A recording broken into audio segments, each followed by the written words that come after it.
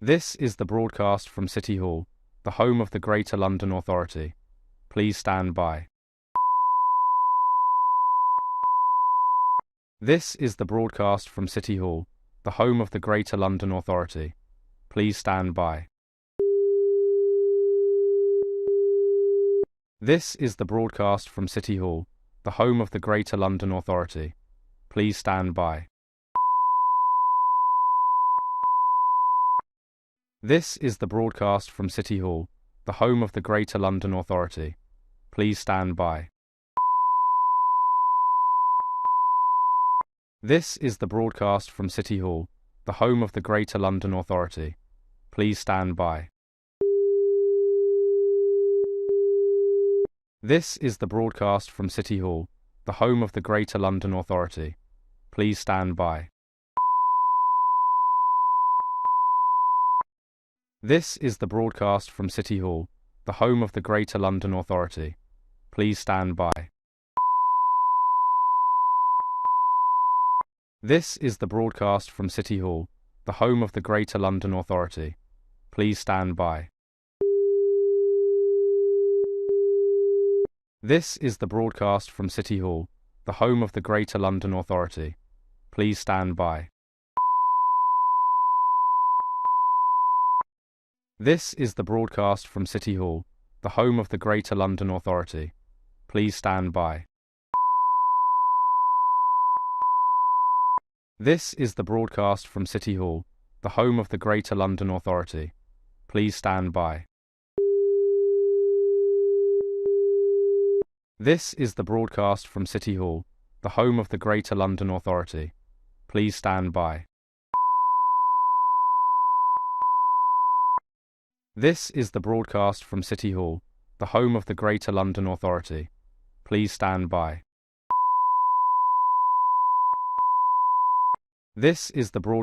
City Hall, the home of the Greater London Authority. Please stand by.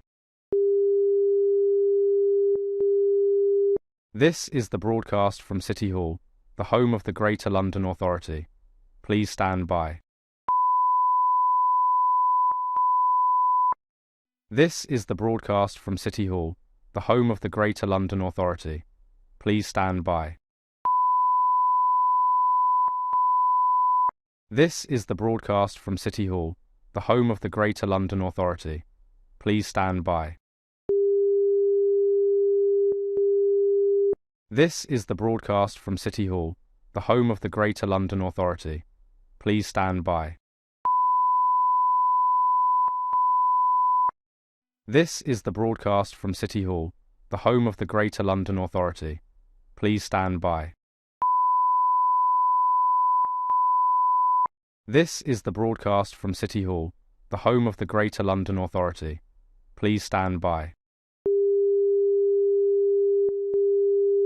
This is the broadcast from City Hall, the home of the Greater London Authority. Please stand by. This is the broadcast from City Hall, the home of the Greater London Authority. Please stand by. This is the broadcast from City Hall, the home of the Greater London Authority. Please stand by. This is the broadcast from City Hall, the home of the Greater London Authority. Please stand by.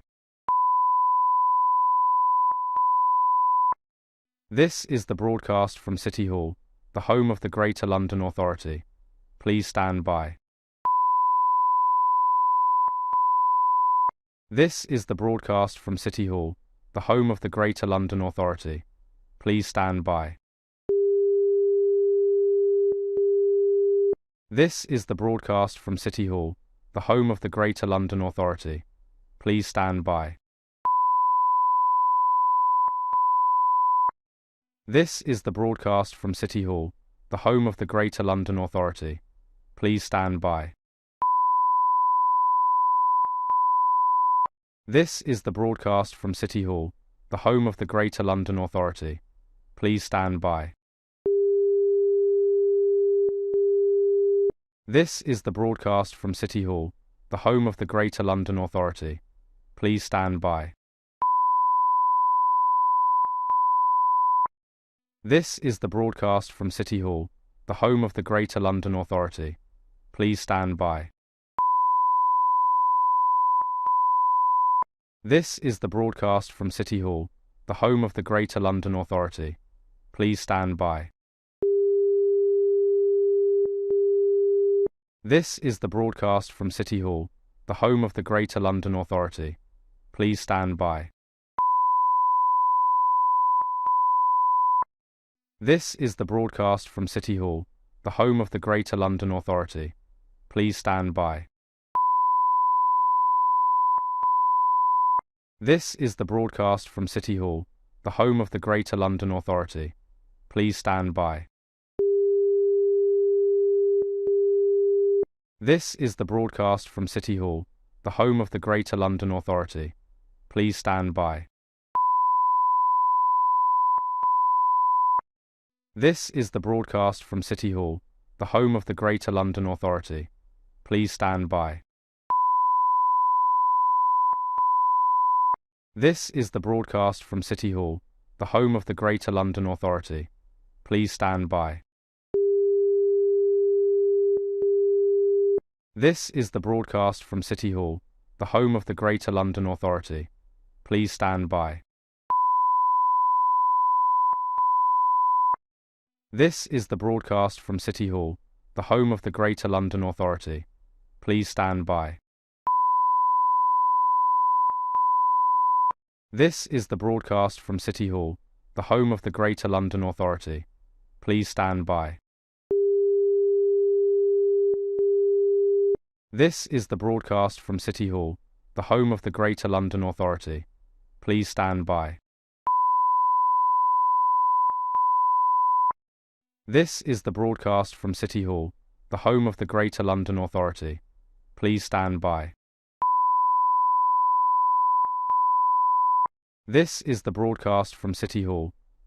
Greater London Authority.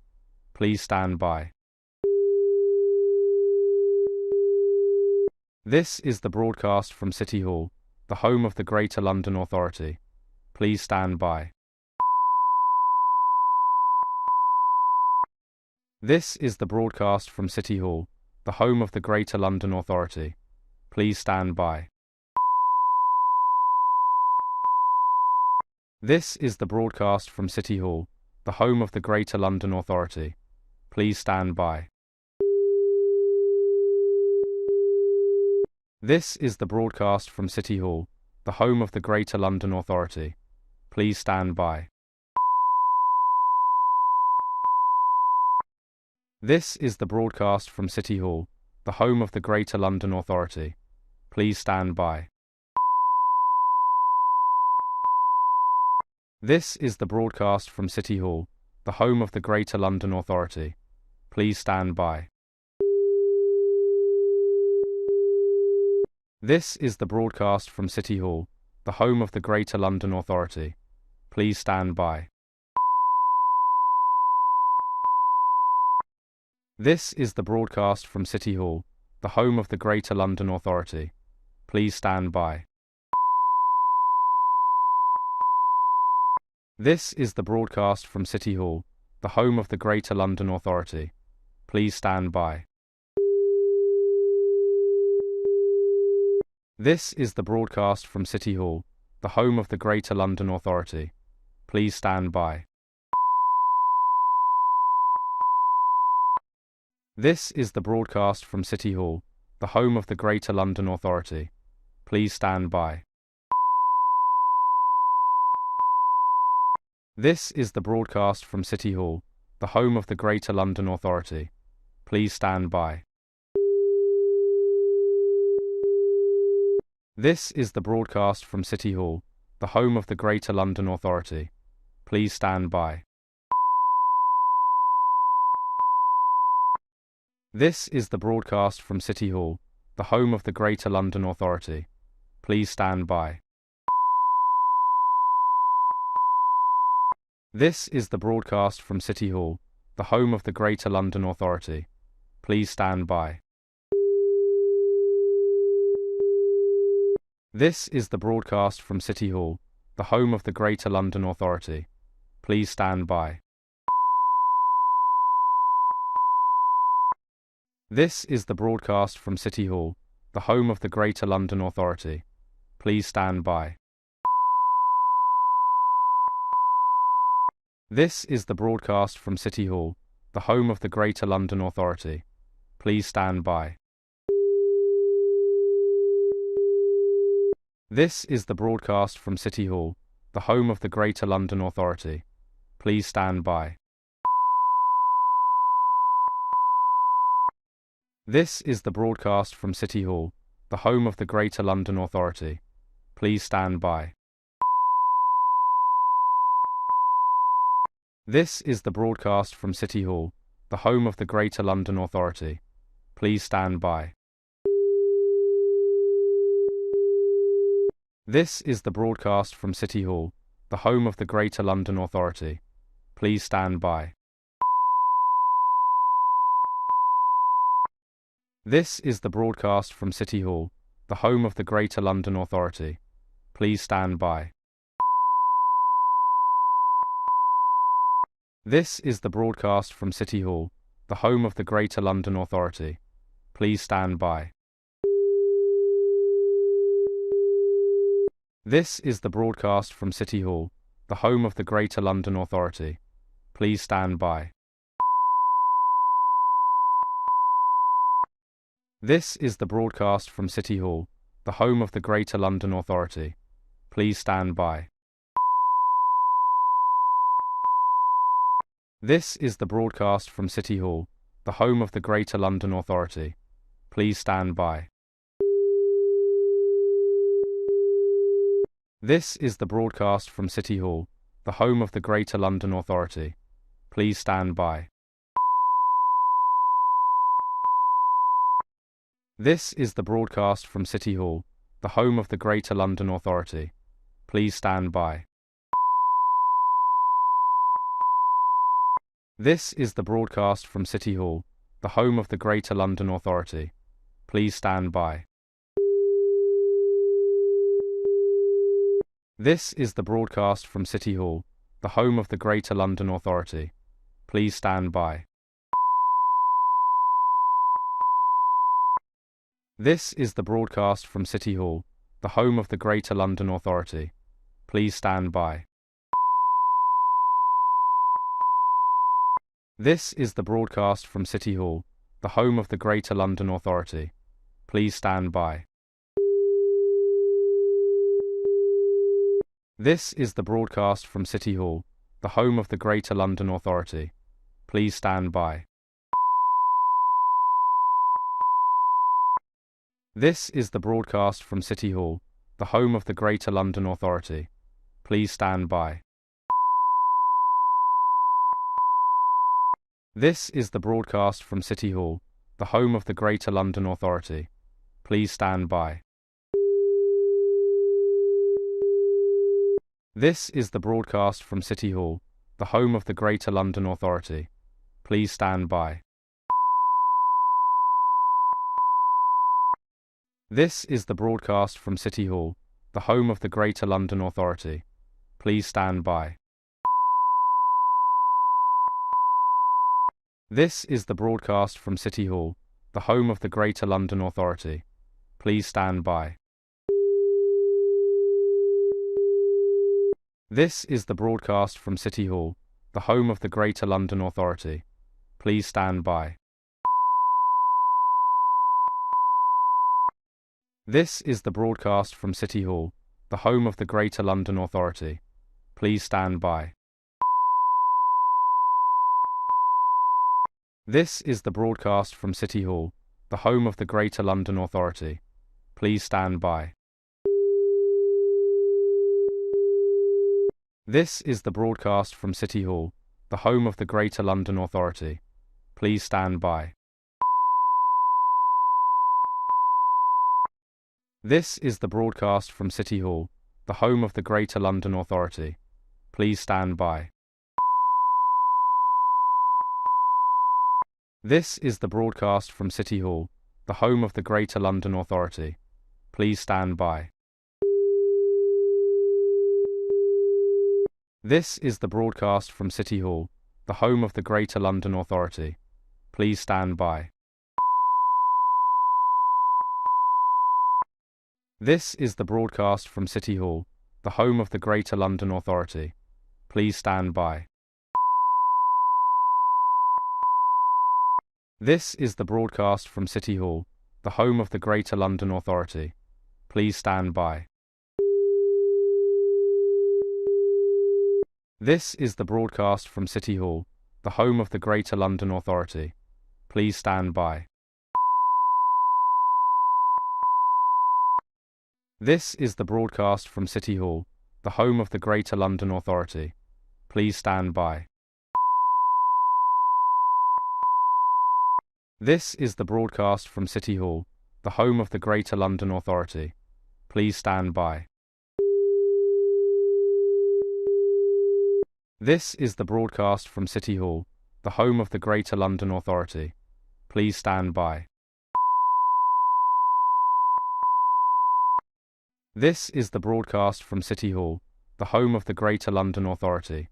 Please stand by.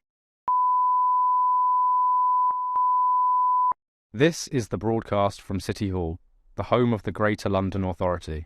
Please stand by.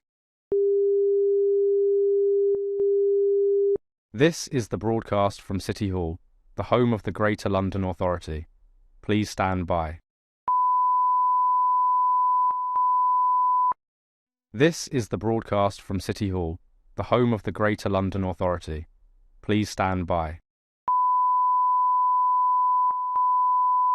This is the broadcast from City Hall, the home of the Greater London Authority. Please stand by. This is the broadcast from City Hall, the home of the Greater London Authority. Please stand by. This is the broadcast from City Hall, the home of the Greater London Authority. Please stand by. This is the broadcast from City Hall, the home of the Greater London Authority. Please stand by. This is the broadcast from City Hall, the home of the Greater London Authority. Please stand by. This is the broadcast from City Hall, the home of the Greater London Authority. Please stand by. This is the broadcast from City Hall, the home of the Greater London Authority. Please stand by. This is the broadcast from City Hall, the home of the Greater London Authority. Please stand by. This is the broadcast from City Hall, the home of the Greater London Authority. Please stand by. This is the broadcast from City Hall, the home of the Greater London Authority. Please stand by.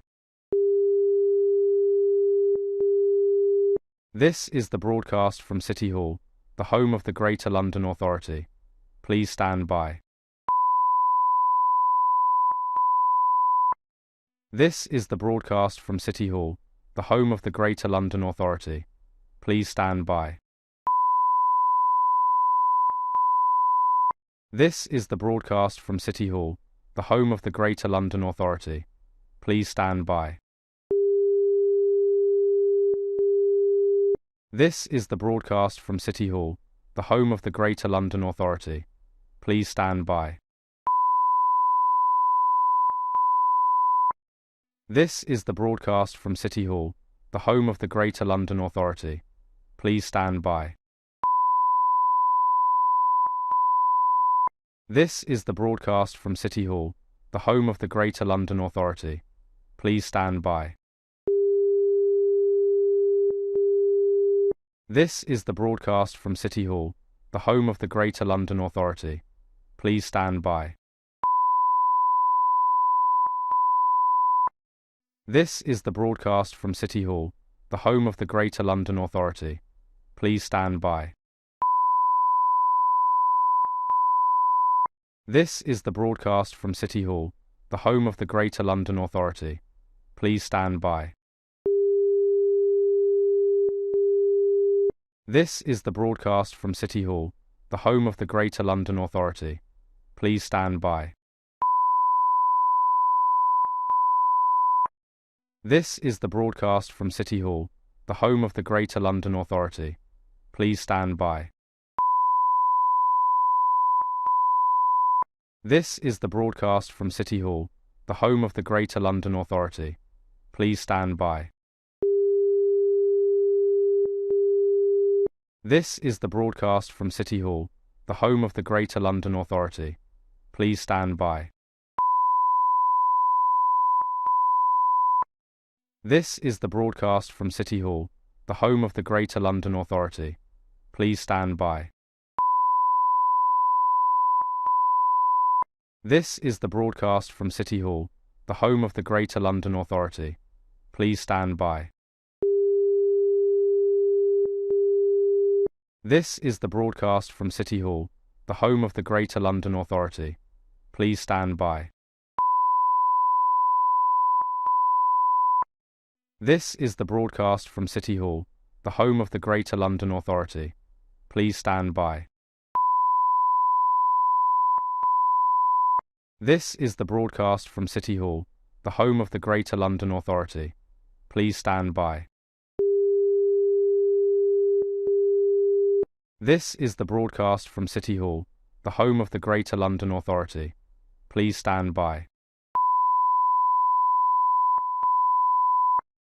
This is the broadcast from City Hall, the home of the Greater London Authority.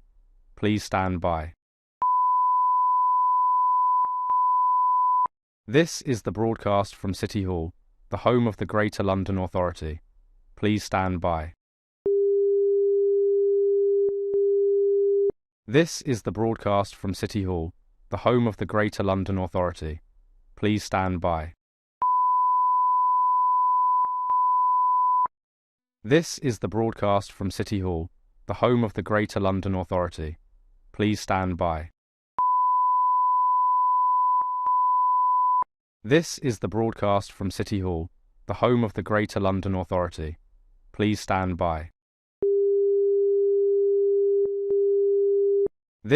broadcast from City Hall, the home of the Greater London Authority. Please stand by. This is the broadcast from City Hall, the home of the Greater London Authority. Please stand by. This is the broadcast from City Hall, the home of the Greater London Authority. Please stand by.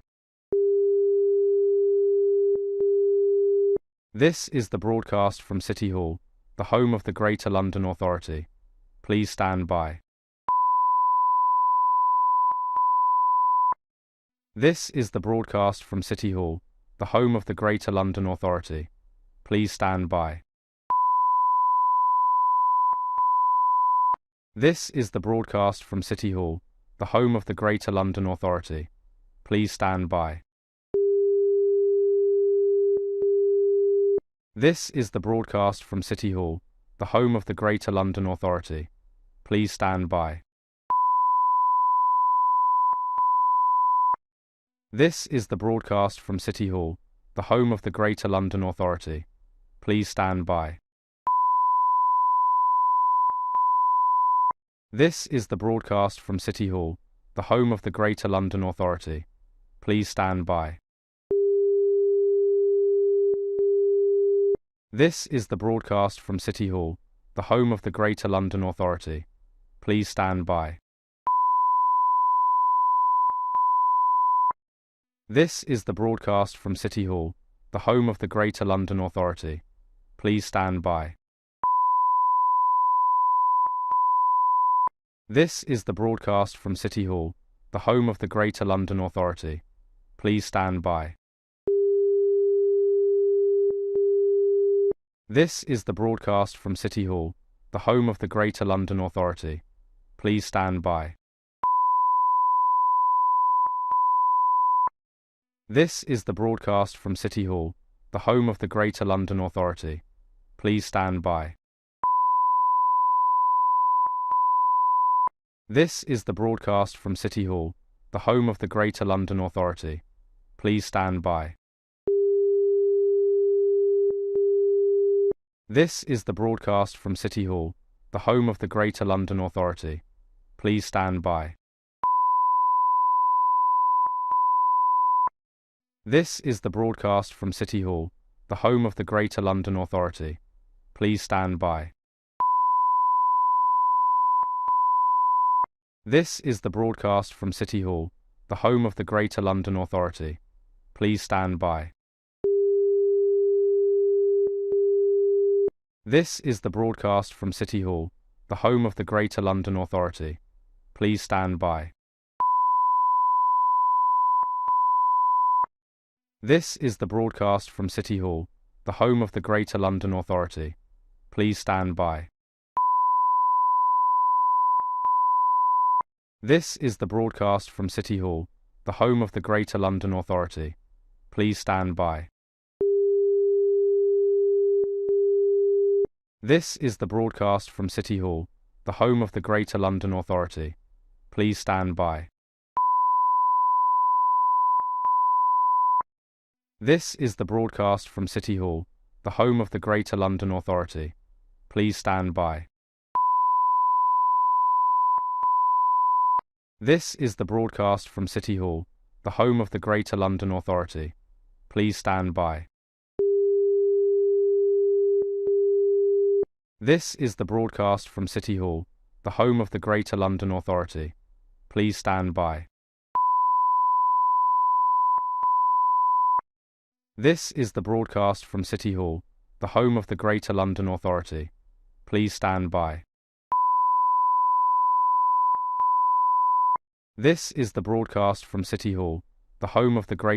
Authority. Please stand by. This is the broadcast from City Hall, the home of the Greater London Authority. Please stand by. This is the broadcast from City Hall, the home of the Greater London Authority. Please stand by. This is the broadcast from City Hall, the home of the Greater London Authority. Please stand by.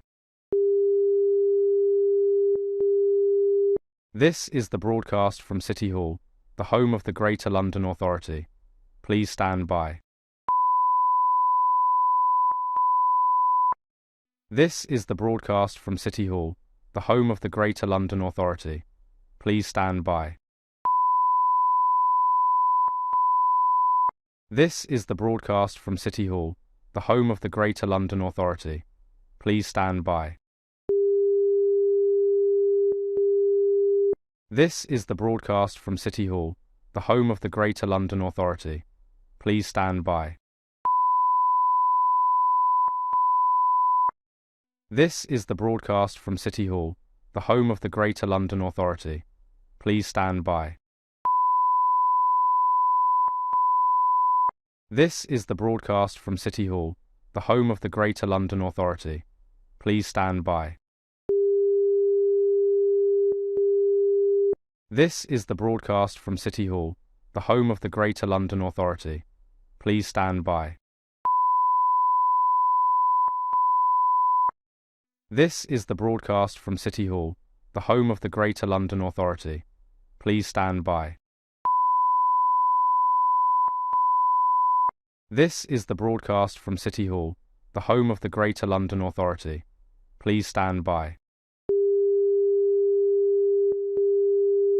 This is the broadcast from City Hall, the home of the Greater London Authority. Please stand by. This is the broadcast from City Hall, the home of the Greater London Authority. Please stand by.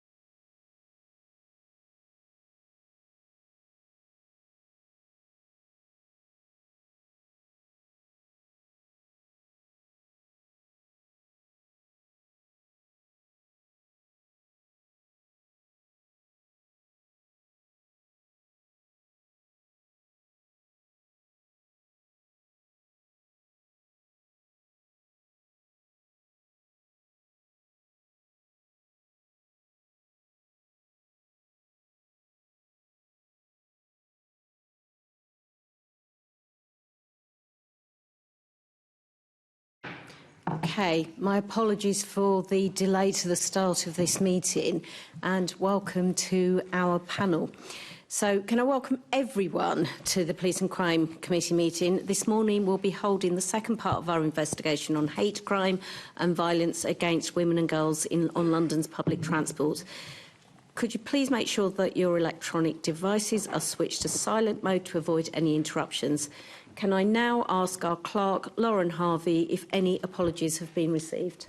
Thank you, Chair. We've received no apologies for absence today, but apologies for lateness from Assembly Member Duval.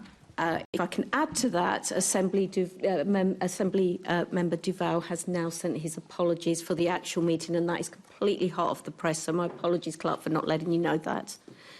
Can I ask the committee to note the recommendations set out at item 2 and ask if members have any other interest to declare? Can we confirm the minutes of the meeting held on the 5th of November 2025 to be signed by me as a correct record? Can we note the ongoing actions arising from previous meetings of the committee? Can we note the response received from the Mayor of London to the committee's report, Public Order Policing, the Met's Approach? We can now move on to our main item of business, and I would like to welcome our guests, Susan Ledbetter, Transport Consultation and Specialist in Gender Sensitive Design, WSP, Tricia Hayes, CB, Chair, London Travel Watch, and to Charlie Keeley, Head of Policy and Campaigns of Our Streets. Now, welcome, panel. Before we start, I'd just like to make a statement or just say and acknowledge the next part of the Angelini report that came out quite late in the day yesterday. Obviously, it is information. I think it was a report that was well over 200 pages, so I'm not expecting everyone to have read it and assimilated it.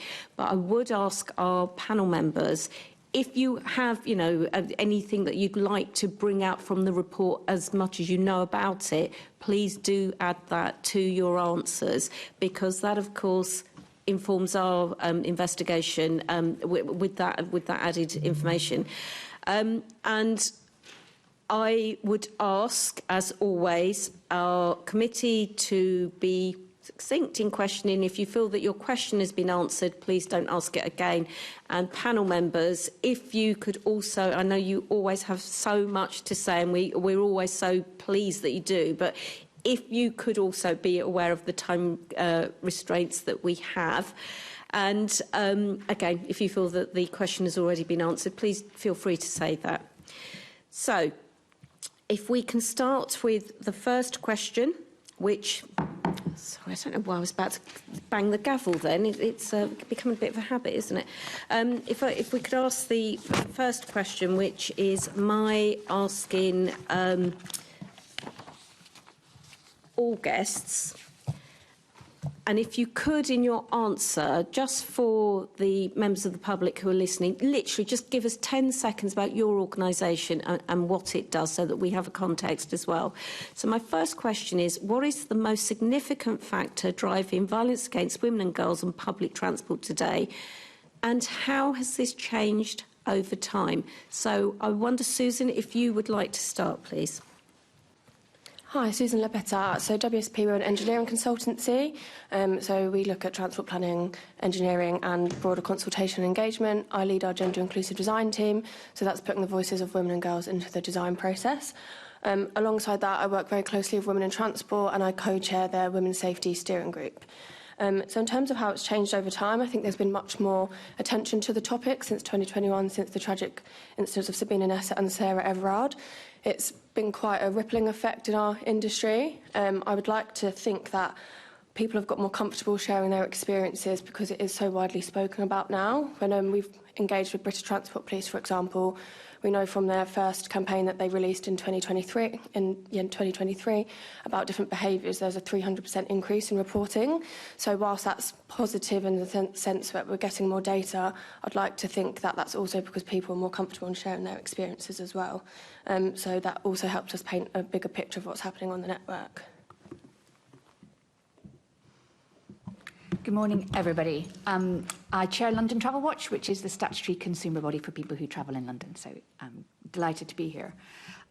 Your question had two elements to it. I mean, one is how this problem has changed over time, and the other one was what drives it.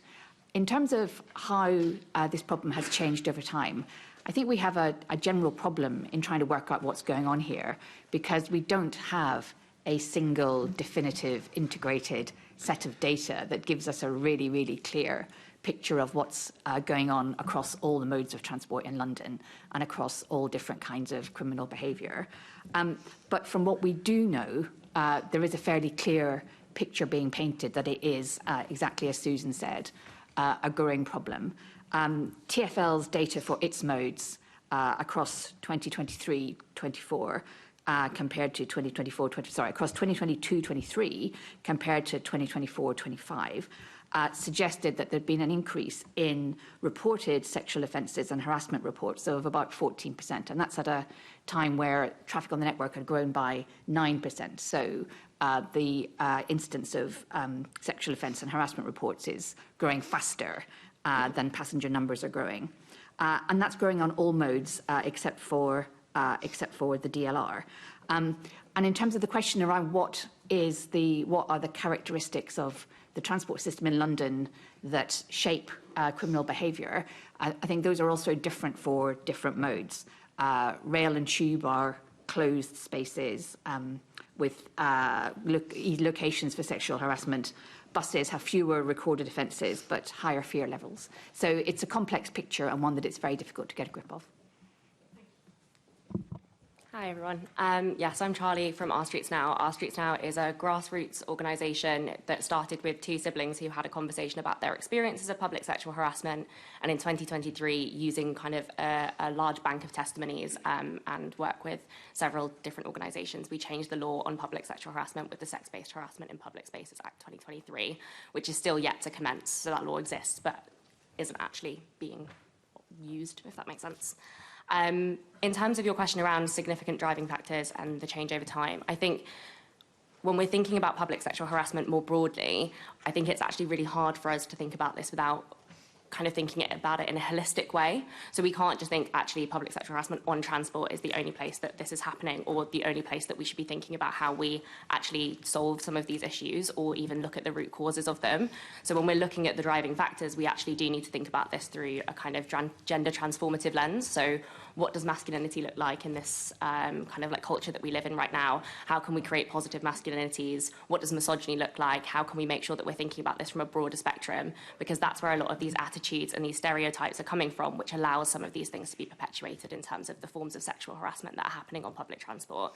So I'd say that in terms of driving factor, we really need to think about that. In terms of how it's changed over time, I think that there is an understanding of seriousness of public sexual harassment on public transport and broadly. And that can be seen even with a change in language from people quite frequently saying things like catcalling or wolf whistling, which are very kind of animalistic ideas of like what this form of harassment might look like, to that change in language around like what is public sexual harassment and being kind of treated as seriously as public sexual harassment. I hope that made some sense. Yeah, thank you. And Charlie, thank you also. I meant to say thank you for stepping in at such short notice. Could you just move your microphone down just a little bit? Great, that's lovely, thank you. Assemblymember Bailey, I'm aware that you've got a question. Good morning, Tricia. Good morning to you all. You said something about the DLR. Why is the DLR different?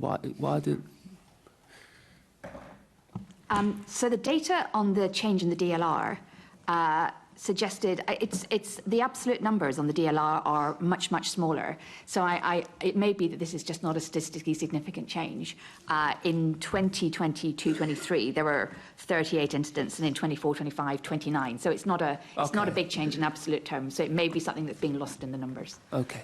I just wondered if there's something significantly different about the layout or who rides it or whatever. Okay. Thank you, Chair. Thank you.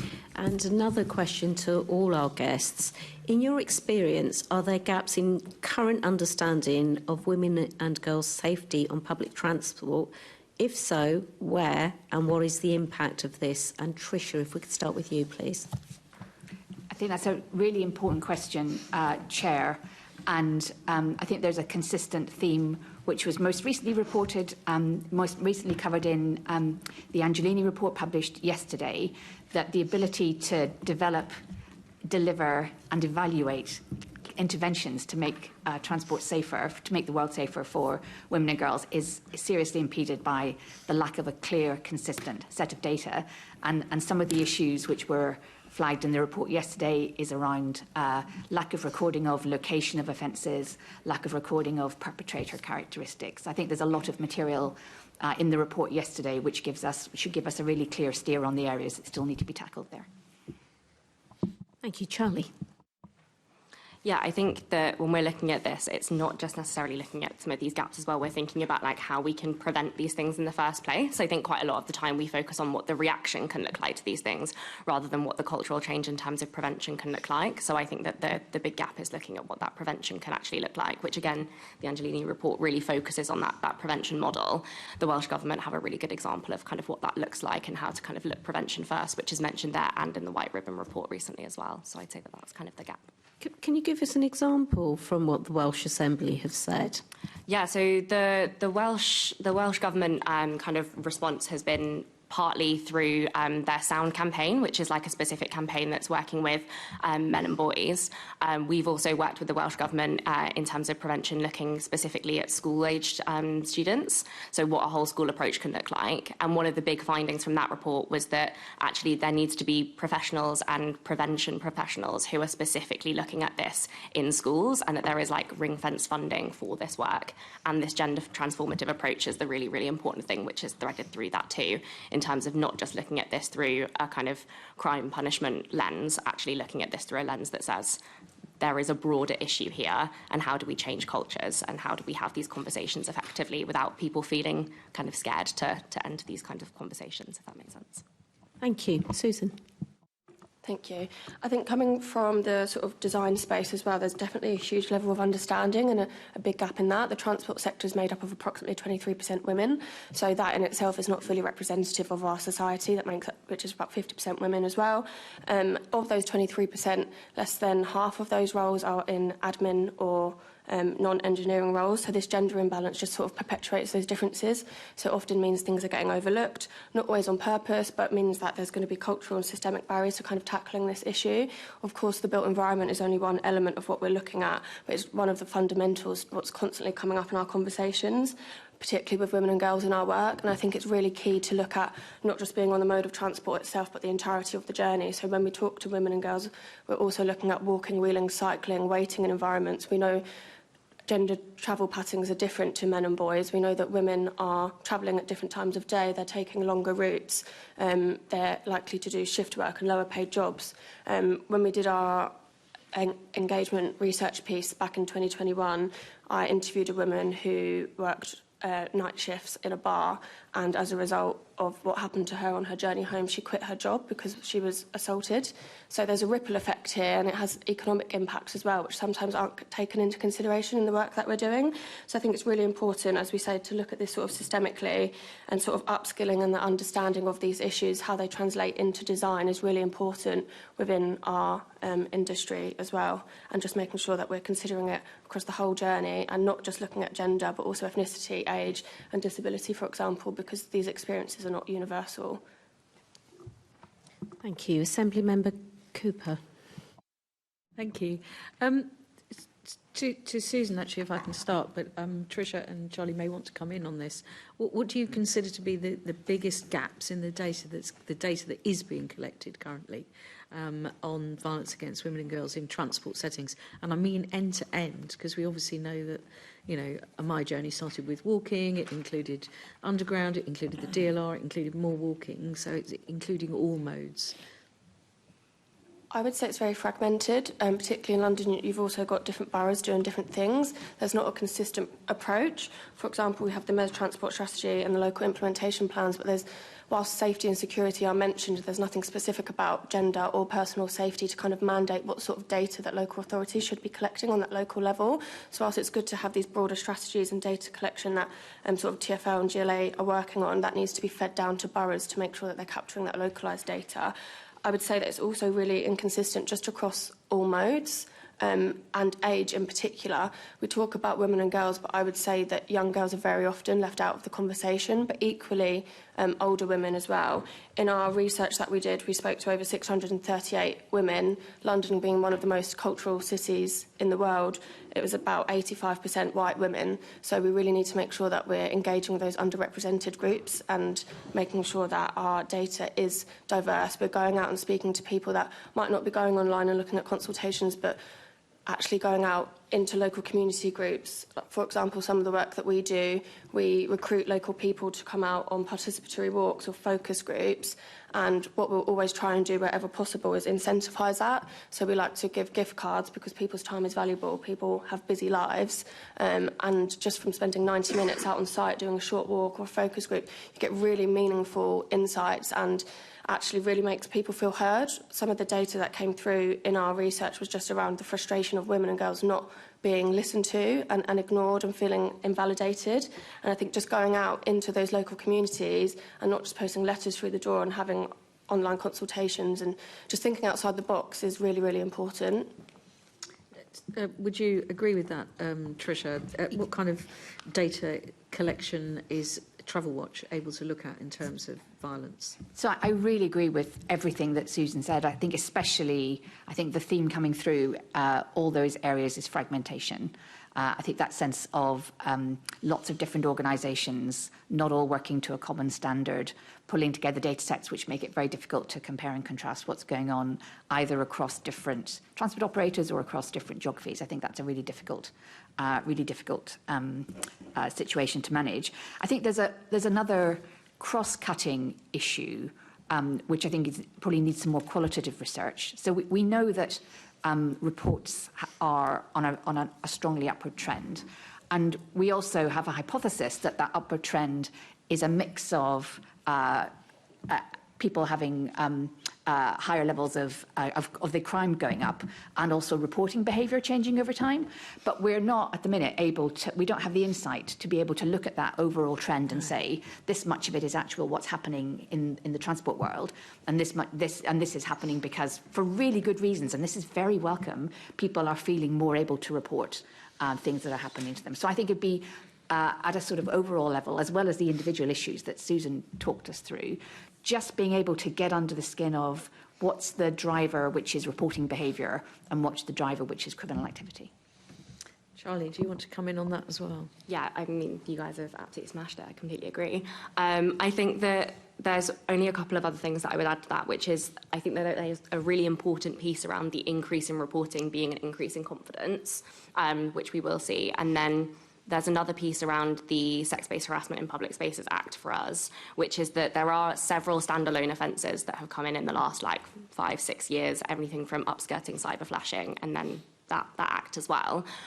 When actually we're really struggling to pull the data from those reports and those standalone offences that exist, some of which have not commenced, some of which have. So it's also really hard to know what people can report, and I think people don't understand what is a crime and what isn't a crime, what is a problem and what isn't a problem. So although there are some really good public awareness campaigns that are out there, when those things are reported, I think people aren't aware of what could happen next, and I think that makes a huge difference. And a lot of the young women and girls that we talk to are kind of speaking to being worried about what the next step is. Yeah, and it does put the onus on individuals to come forward and report things, and if there's a sort of, in their mind, a grey area that something may or may not actually be worth reporting because it's not fully seen by them necessarily to be a crime. But of course we also know that people then escalate, having done a variety of different things. You know, Sarah Everard's killer being an obvious example of that, who's been doing all sorts of things before that hadn't been really put together as a trail of crumbs towards somebody escalating. Yeah, absolutely. Okay, thank you. I'll just come back to you actually, Tricia. What does Travel Watch, what research have you been able to do on safety concerns that affect women? And I am struck by the idea of making sure that we do get that information from women in all age cohorts and from a good spread of backgrounds as well and different heritage. Thank you. Thank you for the opportunity to talk a bit about London Travel Watch's research in this area. Personal security has been one of our most important campaigns over the last 2 or 3 years. And our personal security, our cross-cutting personal security report, which is now 2 years old, was a mix. We had a mix of qualitative and quantitative research, trying to get really under the skin of the lived experience of people who were travelling in London. I think there's a very London Travel Watchy point, if it's okay. I wouldn't mind making it this point in the conversation, which is, from a Travel Watch perspective, transport operators and funders have such a strong vested interest in getting this right, because not only because it's the right thing to do and it's the right kind of it's kind of ethically correct, but also because there is such a big prize for the success of networks if women feel that they are safe and secure and are able to are less likely to censor their use of public transport networks because they don't feel safe. So I think this issue is one where there's a huge vested interest in the success of our public transport networks. But to answer your question a bit more directly, so we did qualitative and quantitative research across young women, disabled women. We made sure that we covered a good spread of protected characteristics, because we definitely agree with Charlie that the intersectionality is very important in understanding this problem. And in the Angiolini report yesterday, she said again that young women from ethnic minorities are more likely to suffer experience of violence and harassment than white women. So what we found, our headline findings were 1 in 4 women had experienced unwanted sexual behaviour. 1 in 4 is a number which is the Chief Constable of BTP recently said 1 in 3, but I think it paints a very similar picture. And crucially, we found that 70% of people were choosing not to travel or not to travel at particular times of day because they were worried about their personal security. And that was a strong finding across people with a wide range of characteristics. I mean, that's really quite terrifying, isn't it, that 70% of women are choosing to move their journey times. Thank you, Chair. Thank you. Assembly Member Lord Bailey. Thank you, Chair. Let me start with Tricia. How has the safety of women and girls on public transport in London changed over the sort of past 10 years or so? Is there a trend? Is there a change? It's a very difficult question to answer quantitatively, because of the issue that I talked about before around managing the challenges of distinguishing changes in reporting behaviour and changes in the actual practical experience of travelling on London's networks. But I think it's absolutely all the evidence sources that we have, however inconsistent they are clear that women are now, over the last 10 years, much more concerned that levels of concern, levels of self-censoring travel behaviour have increased over a 10-year period. Okay, as a theme we might return to. Just to come to you, Susan, how do experiences of safety differ across public transport modes, particularly for women and girls? So do women and girls feel worse about the bus than do DLR? And also, I want to add something, in the design process, is there something that could maybe address that in the process of designing these things?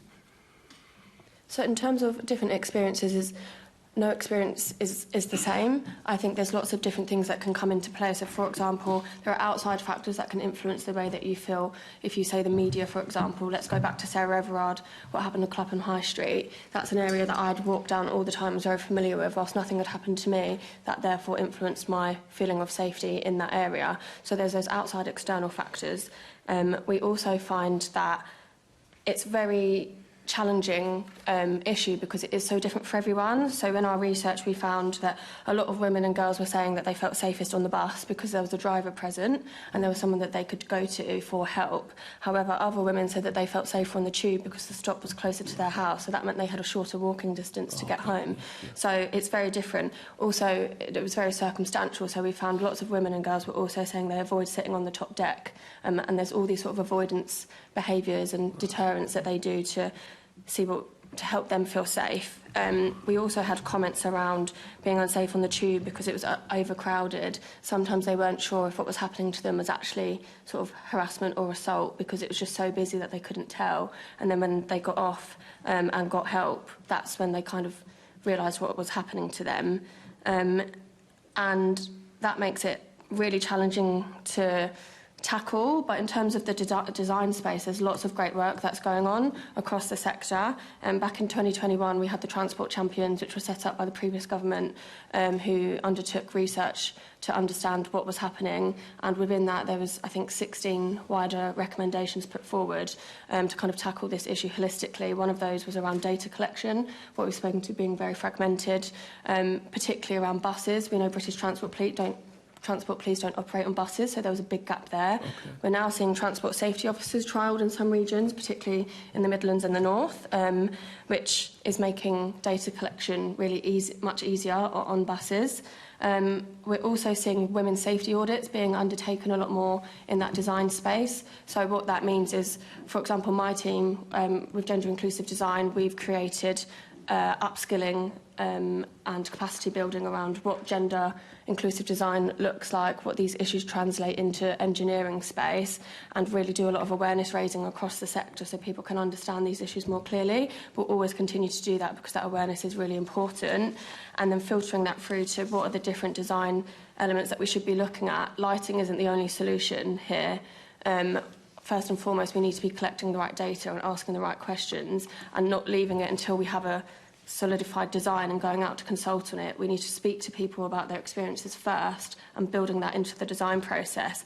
We actually see sometimes there can be quite small tweaks to design that can have quite a big impact. So, for example, we reviewed a scheme recently where the cycle parking was placed down an alleyway behind the building, and at first glance we were like, well, we're not going to walk down there because it's hidden, there's no visibility, it's dark, and we just moved it to the front of the building, and that in itself is quite a small tweak.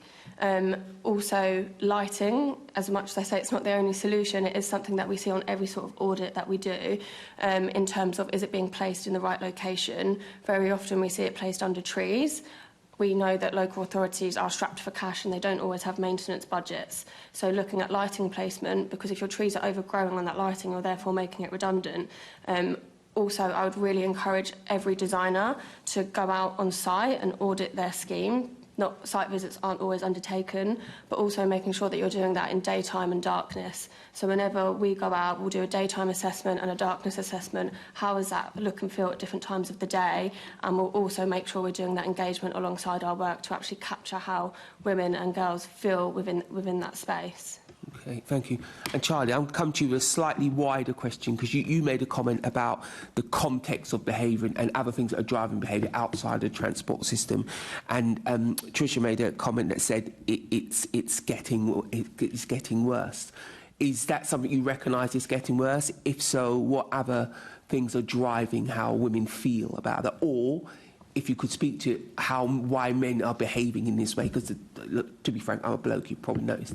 The first question I asked myself was, well, are we actively worse than we were 10, 15, 30 years ago? Is that something that you're picking up while you're doing your work? I think that saying that something is better or worse when we're talking about like forms of like misogyny and sexual harassment is really challenging, because the feeling of somebody's experience of sexual harassment or misogyny will be their feeling of that thing, if that makes sense. Yeah. So it's really hard to measure that in that way. What I would say is that there's a really changing scene when it comes to like misogyny and what that looks like and how it's operating, especially with things pushing into more of a digital sphere.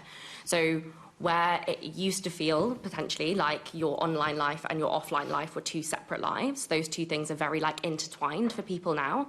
And I think that that has had a massive impact on the way in which women and girls are experiencing the world, and also men and boys are experiencing the world. And it's not to say that these kind of like systems of oppression and these issues when we're talking about misogyny or toxic masculinity are positive for anyone, actually. Some of these issues around toxic masculinity, these ideas, when I'm talking about kind of a transformative approach, what I'm talking about is this idea that like men have a very specific way that they're being told that they need to act to be a man, and women are being told there is a very specific way that you have to act to be a woman, and to stay in those boxes, essentially, those very stereotypical boxes.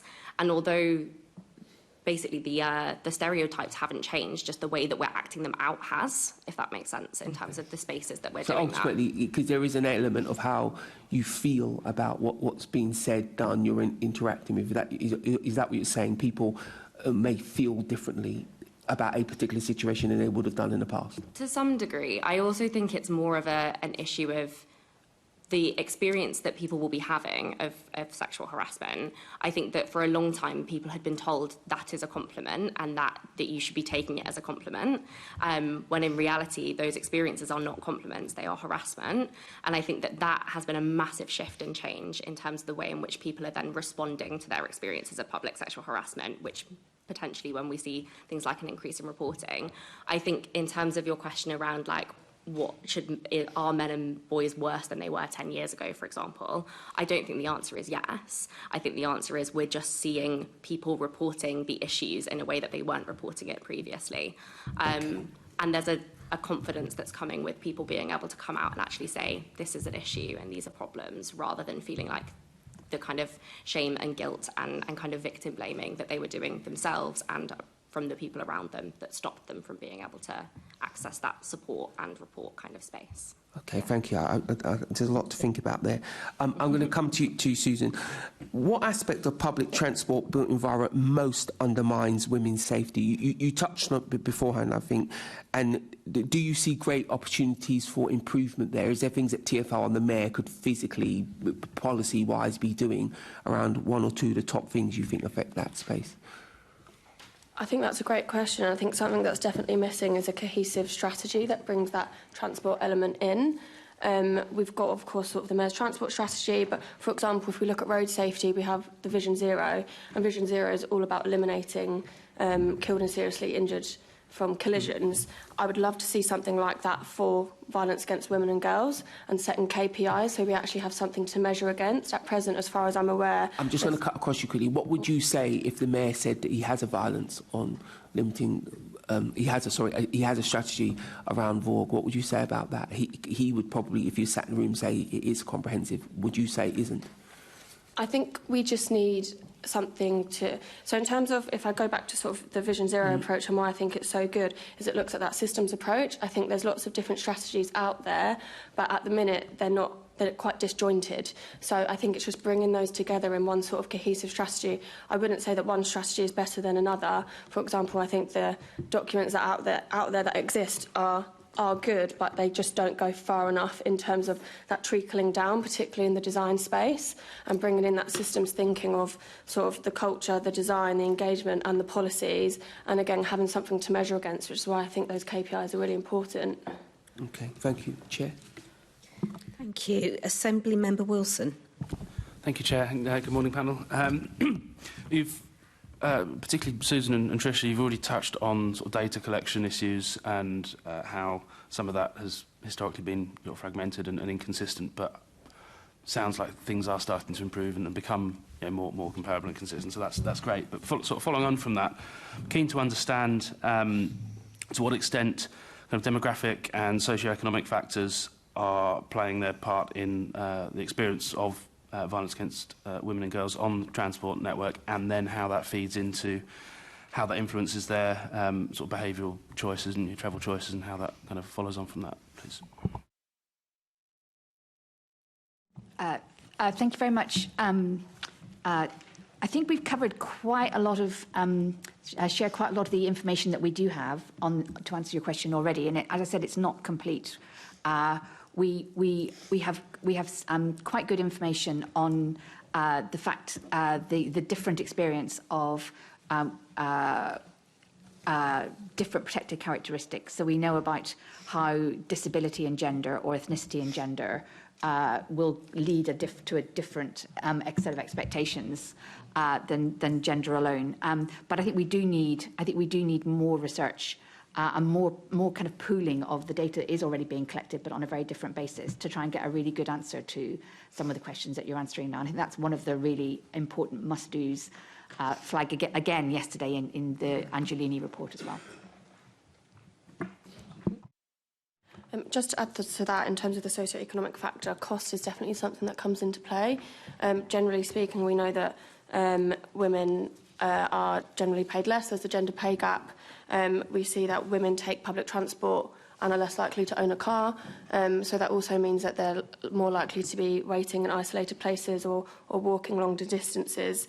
And also women trip change. So what that means is typically women's journeys are non-linear. So that means women could be taking their children to school, dropping off the kids, going to do their shopping, for example, and then going to work, whereas male journeys are much more A to B, which are sort of home to work. So sometimes those journeys can be quite challenging to do, but also from a sustainable transport perspective, but also mean it's more costly. We're also finding within sort of the engagement that we're doing that how you get to work and how much that cost is coming into play in which jobs women are taking. So if I just go back to the example of the woman that I interviewed, she was working in the nighttime economy because it was flexible for her because she was studying at the time, and because of her assault on the bus, she then quit her job, which then she was out of work for a while. So, yeah, there's definitely a cost element to that as well.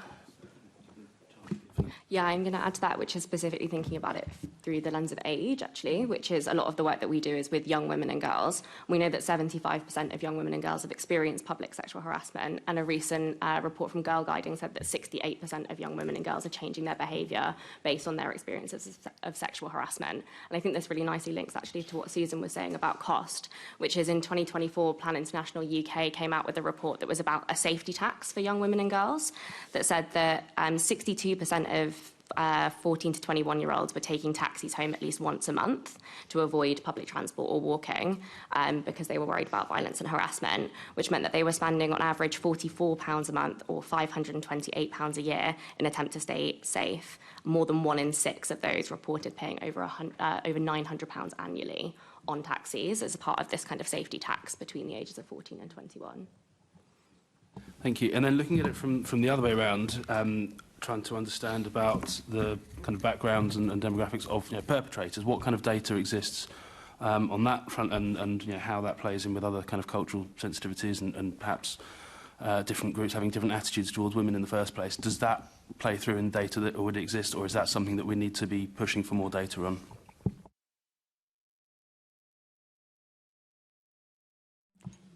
So it's a little bit, it's not something that we have anything to offer on, but I think I would just flag that it's another big issue that came out in yesterday's report. And the Angelini report yesterday has a list of aspects of perpetrator characteristics where data is not currently collected through the criminal justice system. So I think that's a big issue nationally as well as in London. Thanks. So that's a wider issue for justice and the police more generally, rather than just in this particular thing. Okay, I think that's something we should push for more research and more understanding of that then. Thank you. Thank you. Assembly Member Hall. Thank you, Chair. Can I pick up on a couple of those points? Charlie, you said what we would be regarding before as a compliment could now be regarded as something else. So if somebody said, if a man came up to you and said, "You look really lovely," would you call that harassment? I think it's a good question. Firstly, thank you. I think when we're talking about harassment, there's a really important thing around intention and outcome when it comes to somebody saying something to somebody. That specific scenario, someone coming up to me and saying, "You look really lovely," that is somebody coming over and having a conversation with another person, right? If the intention of that person is to intimidate me, it could literally just be the way that they're saying it. It could be the body language that they have in that moment. It could be that kind of doubled up with a form of physical touch, which is unconsensual. Oh, yes. Those things together would create a form of sexual harassment, if that makes sense. It's about the unwanted and intended feeling that I would have, of feeling uncomfortable. Yeah. I think that there is a thing around this question of compliment that I kind of brought up, which is that people would or have or do go up to people and make them feel uncomfortable and say that that was a compliment as a way of being able to basically not be held accountable for the issue. It's difficult, and I think though, isn't it? There is I mean, I'd be grateful, but if somebody said that to me, and when I was younger, that it was fully accepted. I hear what you say, though, and I do get that if it's followed up with something else. But of course, I mean, at this point, you have to feel sorry for some men in that respect. If they want to say something just nice with no other intent, they'll think more and more they'd better not. And that, in some respects, that's a shame. I do understand what you're saying.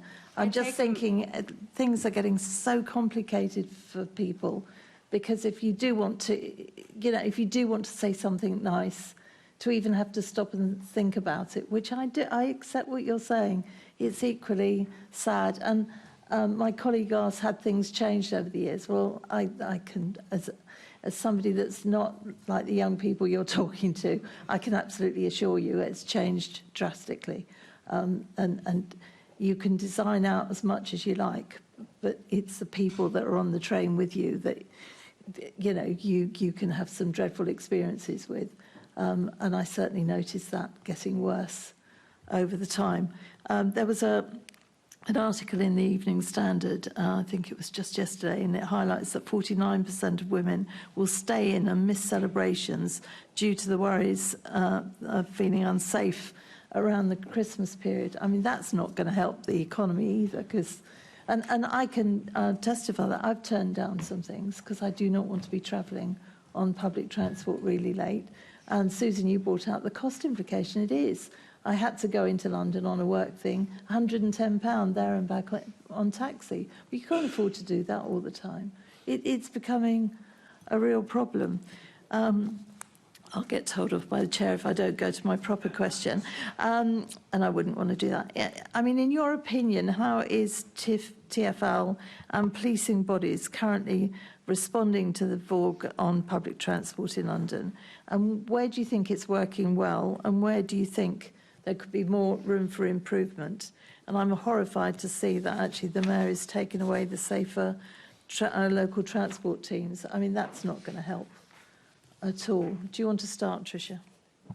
I'd really like to start, and I completely agree with your reflections on the scale of the economic impact of this problem as much as the social impact of this problem. I mean, that key number from our research of 70% of people not travelling or changing their travel behaviour, that's such a huge number, and given the wide interest in having economically active, socially happy citizens, as well as a financially sustainable transport system, there is such a powerful business case from so many aspects, from so many perspectives for getting this stuff right. And I think I would also reflect, if it's okay, that we're sort of exploring some real complexity in this issue.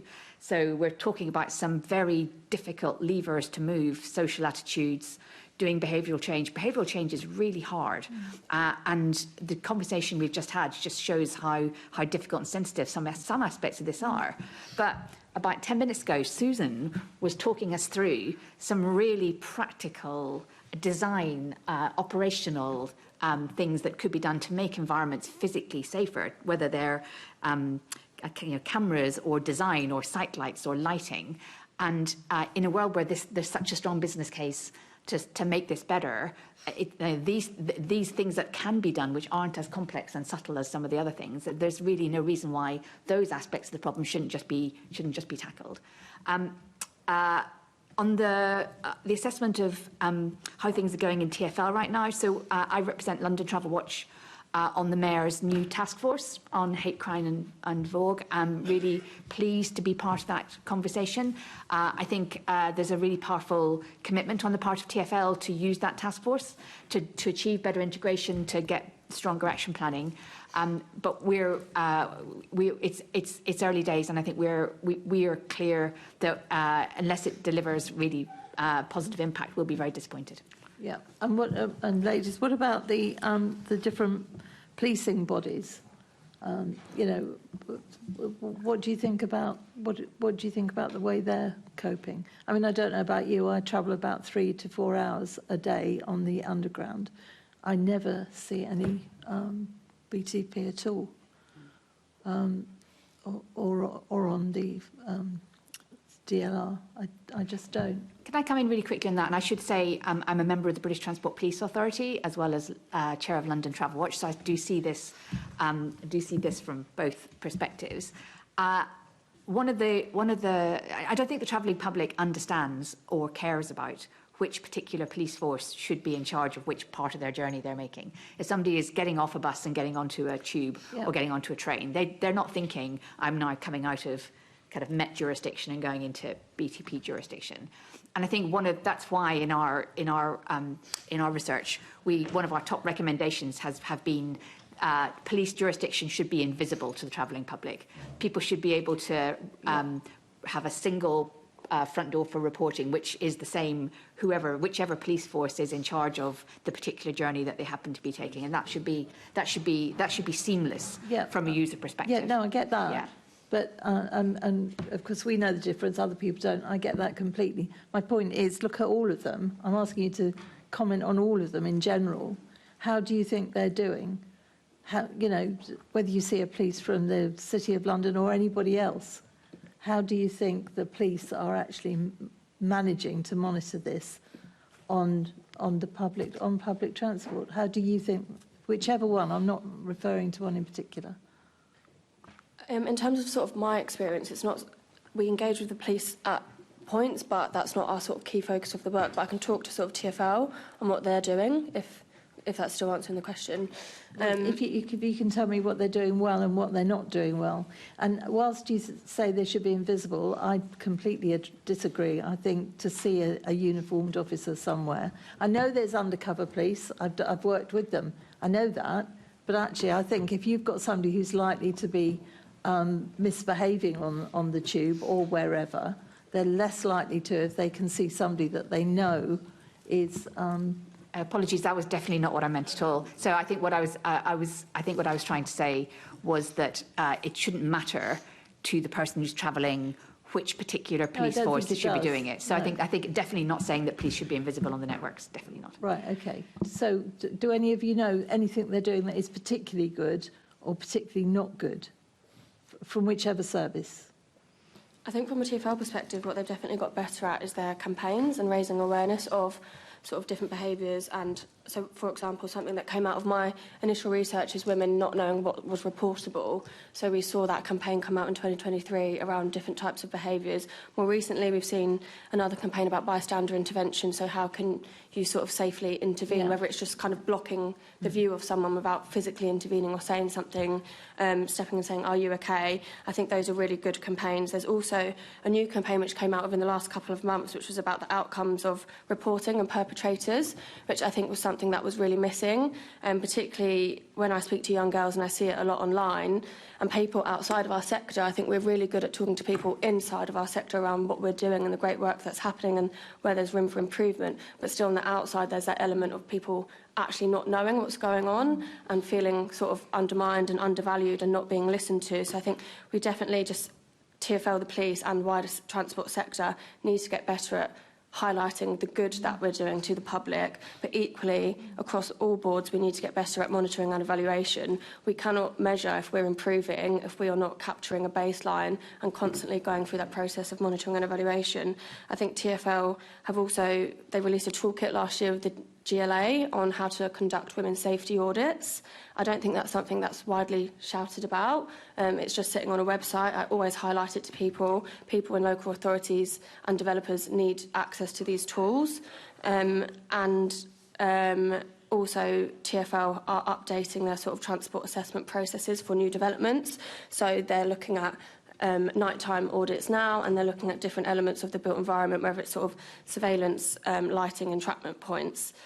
Does it go far enough? No, because I think that needs to come with training. As I've alluded to already, it's a very male-dominated industry. If you're sending two men out to do an audit of a scheme, are they going to be picking up on universal experiences of different people if they don't actually understand it themselves, if it's not their lived experience? So I think my key things that we need to get better on is monitoring and evaluation, and going out speaking to people and letting them know that we know there's still so much more room for improvement, but there are things that we're doing and we're here and we are listening. Okay, lovely. Thank you, Chair. Just to quickly add to that as well, I think that there's an interesting thing here around like what all of these different police forces are doing, and I completely agree with you that actually, like, as a person walking down the street, you don't necessarily know or care, like which police force that is. But I think that also means that there's a massive distrust in policing as well. So I think that we also have to take into account things like the Casey review and the police being kind of called like racist, misogynistic and homophobic, and then recent reports of the 2 British Transport Police officers who shared inappropriate and derogatory and offensive messages as well. This consistent messaging that is going out to the public and reality of the police forces as well means that there are only specific people who are going to feel confident and comfortable going to police and reporting to police as well. So there's also a really important piece around like who are you reporting to and who are you trusting in that moment?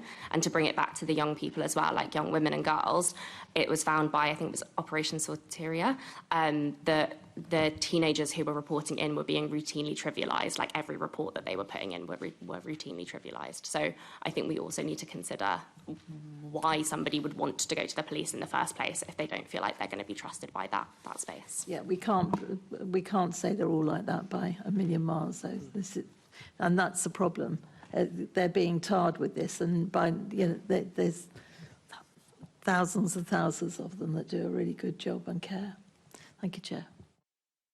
Thank you. Assembly Member Lord Bailey. Just a quick question to Susan and maybe one for Charlie. I was on a train the other day and I read one of those outcome campaigns, and the lady next to me said actually that made her feel worse because it made her feel nervous. She hadn't considered it until then. So how are you almost quantitatively making sure that they're the right things to do? You know, you said about other campaigns, and instinctively they feel a little bit simpler to say that's fine. So how are we working with nuance and making sure we're picking up that we are doing the right thing?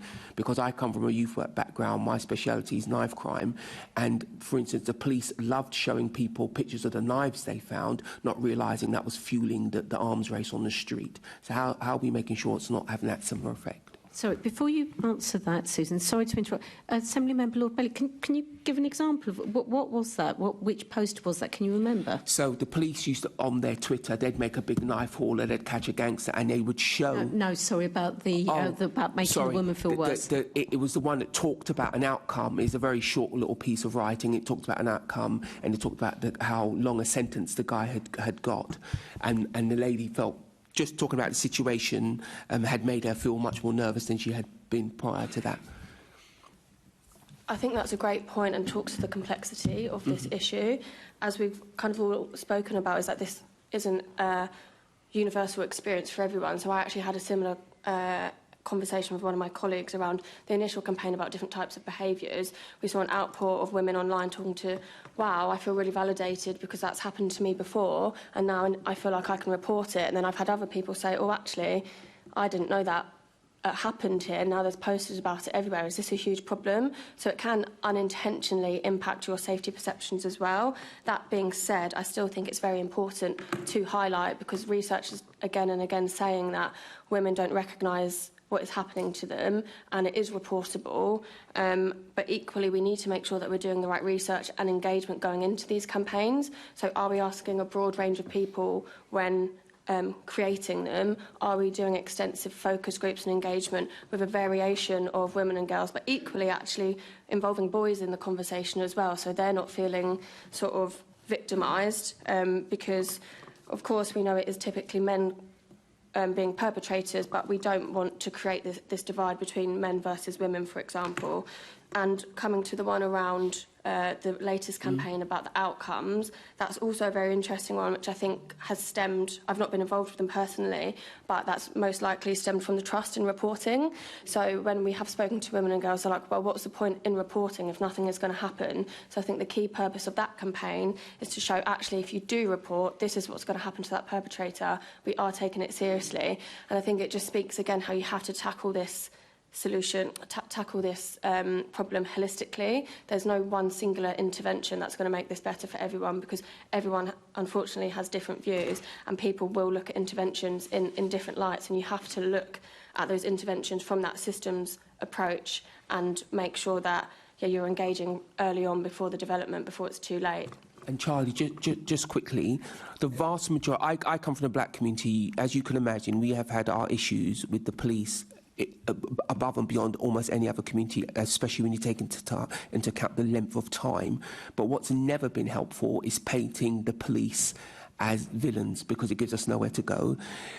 Do we need to be careful as an industry about how we speak about the police? Because you have cited some very real horrific cases. No doubt that they're real and they were very horrific, but they are in the tiny majority. The Metropolitan Police has 55,000 members of staff. The vast majority of them are focused on keeping us safe. So where is the balance in the message? Because I imagine what you wouldn't want to do is frighten women so much that they don't report, and that makes them much more at risk, as you were. So do you worry that as an industry it's in your it's beneficial to you to report these things but not for the public? I think that there's an important thing around accountability there, right? Like, as you've said, there are some police officers who have done some really, really horrendous things, and Wayne Couzens is an example of that, as we've talked about the Angeloni report today. I think that for an independent report to say that something is institutionally racist, misogynistic and homophobic, it means that to not take that seriously and then put the things in place to make sure that actually there is a shift in behaviour and change, and that is being seen by both the public and internally within the Met Police and the police more widely. I think that's really, really important, that the public can see that so that they can trust it. It's also really important that people are believed in terms of their experiences with police officers, right? So if there is an institutional problem with racism, homophobia and misogyny within an institution, those people who have experienced that should be taken seriously and understood and said, actually, we do believe that you've had a negative experience here. How can we bridge that gap? And I get where you're coming from in terms of that public perception, and we want to make sure that people feel confident in reporting, and they should feel confident reporting, and they should feel confident. I'm actually mean the other way around. Is there, what you've said is there's dispute. There's many people who will tell you the police are not institutionally racist or misogynist, etc. It's a disputed area. I think the thing I'm asking for is there an accountability for you and us as politicians, you as the industry? Where's your accountability around not over-emphasising these things to make you more important, you have more political and public bite? Where's the accountability there? I think that the accountability goes in all directions, right? Like, we should be held accountable as a community interest company that are doing work on sexual and gender-based violence. People should ask the questions of, what are you doing around racism? What are you doing around disability? How are you integrating those things within your campaigns? How are you doing that from an intersectional perspective? Those are things where we should be held accountable in that way, in the same way that public bodies should be held accountable to make sure that they are a safe place for people to be able to report to, in the same way we're trying to provide prevention education in a way that is kind of like supportive and understanding of many different people's experiences of both systems and the street. Does that answer your question? I'm not sure if it does. We'll take it offline, because I still think you're saying, it feels like you're saying everybody should be held accountable. I agree with that, but I'm talking about what are you as an industry doing to make sure that there is some way for holding you accountable? Because the one thing I can tell you for sure, as a black person growing up in London, we are less safe when people talk about how terribly racist the police are. That makes black people less safe. And I wouldn't want women to be in a position where they become less safe because everybody keeps talking about how misogynistic the police are. There's a nuance, there's a balance, and part of the balance is making sure the industry is held to account as well. That's one thing. But Chair, back to you. And also we are straying into an area that we are going to be looking at very, very shortly as well, about under-reporting and trust and confidence. Before Assemblymember Assemblymember Roberts, before we move on to you, I'd like to ask a question, if I may. And it really, and thank you, Assemblymember Lord Bailey, for specifically given the example of that poster, because I have been looking at these posters, and remember we're also talking about hate crime per se, not just violence against women and girls, even though there are a lot of the times that they are intersectional. You know, I've had to intervene where there was a woman wearing a hijab who had quite limited English, and I literally had to stand in front of her because of the abuse that she was getting, and you know, intervene with the racist, let's call it out, for what he was doing, but actually had clearly targeted her because she was a woman much smaller than him, etc., etc. And that's not uncommon. I've spent my life having to do that. What I'd like to ask Susan, just going back to the poster issue, who are those posters aimed at? Are they aimed at women because we want women to come forward and understand that these are serious crimes and they will be taken seriously? Or are they aimed at the perpetrators? Now, that's men, but I've also seen exactly that kind of poster, but about racist hate crime as well. And if that's the case, is that just dealing with the symptom rather than the actual issue? So is it somebody sitting back and saying, oh, well, this is how I feel, but I'm not going to say anything because I might just end up, having a jail sentence? I mean, how do we deal with those two issues? Great question. Not necessarily been involved in the development of these campaigns myself, so I may not have all the answers, but I think ultimately these campaigns are not always typically gendered. They're not always just focused on women, for example. And I think ultimately the information that it's displaying, even if it's in terms of reporting, that aid of information is out there for everyone. So that's not just me as a woman who can now text 61016 or go to TfL or whomever because they've seen that poster aimed at a woman. They are universal. Anyone can benefit from these interventions. I think it's just because the focus of how they've stemmed is based on violence against women and girls. It doesn't mean that the outcome is just for women and girls, and I think that sometimes gets lost in the messaging of them. And in terms of, is it based at users, sort of victims or perpetrators, I think it's both, particularly in the one about different types of behaviours. A lot of the conversations that I've had with men, my male colleagues, my male friends, they don't actually know sometimes that their behaviour can be quite uncomfortable for women. So, for example, if I'm on a tube late at night and I'm the only woman in a carriage and a guy comes and sits next to me, he could not have a clue in the world, but that could make me feel really intimidated and uncomfortable because it's an empty carriage. Why have you come and sat next to me? There's a great charity that we collaborate with called Just Be Lads, and it's run by a woman called Poppy Murray. They were founded in 2021. She does a lot of great work, and it's all around sort of safer, more inclusive behaviours. So what is you as an individual? What are sort of key steps that you can take to make women and girls feel safer on onward journeys? So is it little things like crossing the road, not walking behind them too quickly? Because these are really small behaviours that sometimes men and boys just aren't aware that it can impact them. I was on a run the other day and someone was coming up really fast behind me on a bike and I was absolutely petrified and jumped out of my skin because I thought he was coming up behind me, but his intention wasn't to do anything. He was just trying to get past me. So I think in answer to your question, it's aimed at everyone because it can help you realise that, oh, actually, maybe I shouldn't do that because it can make someone feel uncomfortable, but equally, it can make someone else feel like that's something worth reporting. Can I just add to that? It's such a good question. And I used to run social behavioural change campaigns in road safety. And the thing that I think not everybody pays enough attention to is that designing and implementing these kind of behavioural change campaigns, it's a science. Like, it's a data-driven science based on evidence and really carefully thought through objectives and evaluation. Rather than a sort of a statement of intention where everybody can have a go. And I'm not saying that that's what's happening, absolutely not, but there is a proliferation of activity on this. This is such an important topic right now. It's got such a lot of profile that you are seeing lots of individual organisations, some of them quite small, individual boroughs, individual transport operators, paying quite a lot of money to do posters or podcasts or whatever in a way that it doesn't feel very effective and doesn't actually allow learning and evaluation and standardisation. So I think it would be a much better for those sort of sciencey questions about what do we know works in this field to be answered like once rather than multiple different times by multiple organisations, and you'll be able to have more impact on the people that you're trying to target than if everybody has a go and nobody checks whether it's worked or not. And to be inclusive, Charlie, did you want to add anything? No, right.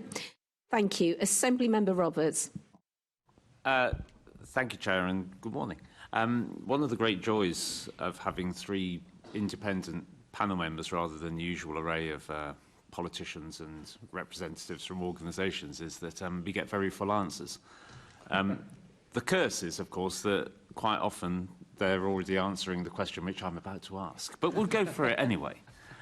So, Susan, you touched on this with your comments about Vision Zero, for example. So what does effective multi-agency coordination on responding to VOG on public transport actually look like for London? And that's a question for everybody. I think the key thing there is collaboration.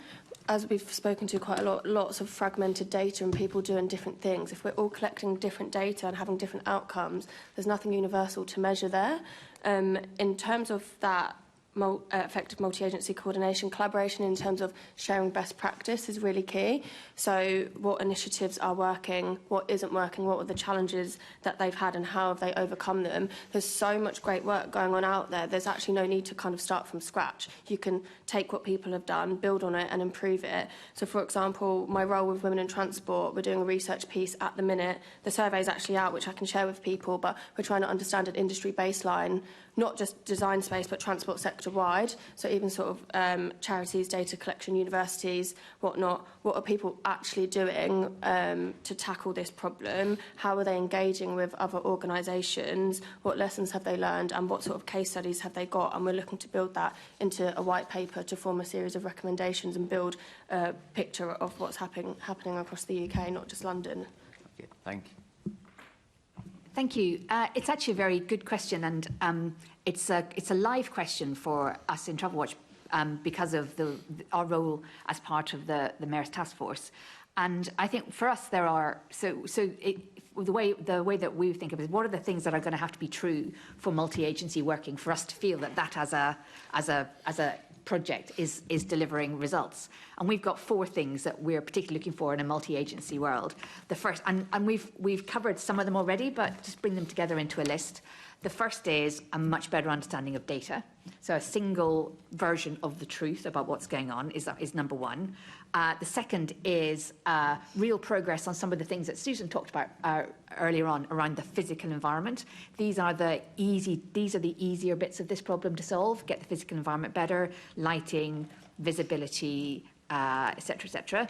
The third that we haven't really talked as much about is around that single front door for reporting. We'll want to see the we're not asking the person who needs to report to navigate multiple different organisations, multiple different police forces. That's number 3.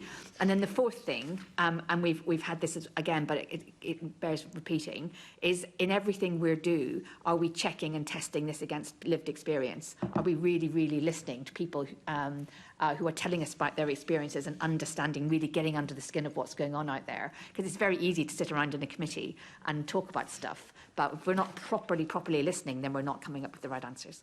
Those are the 4 things, those are the 4 outcomes that I think we're looking for from this multi-agency work. Thanks. Yeah, I think I completely agree with those 4 things. They were amazing. Thank you so much. I would only add one thing to that, which is kind of this holistic approach more generally as well, which is the idea that we quite often think, okay, there's an issue on transport. How do we have public awareness campaigns on transport? What are we doing with policing on transport? When in reality, we are people who live lives outside of any of these spaces. So when we're thinking about what the solutions look like, we actually need to think about what prevention looks like beyond the space in which it's happening. So we can react to these things in the places that they're happening, but what does prevention look like outside of that? How do we make sure we have strong educational tools, whether that's through schools and universities or in workplaces? What does that kind of like piece of the pie look like is what I would say that multi-agency working needs to look like, which comes back to those kind of lessons learned, etc. So not just thinking about reaction, but thinking about that prevention piece. Thank you. And who do you think should be holding the ring on this? Because I asked the question about what does it look like for London, which does feel achingly parochial, but that's what we're here for. But should it be a London thing, or should it be a national issue? Or, because is there a difference between Sutton and Sunderland? You know, what do you think?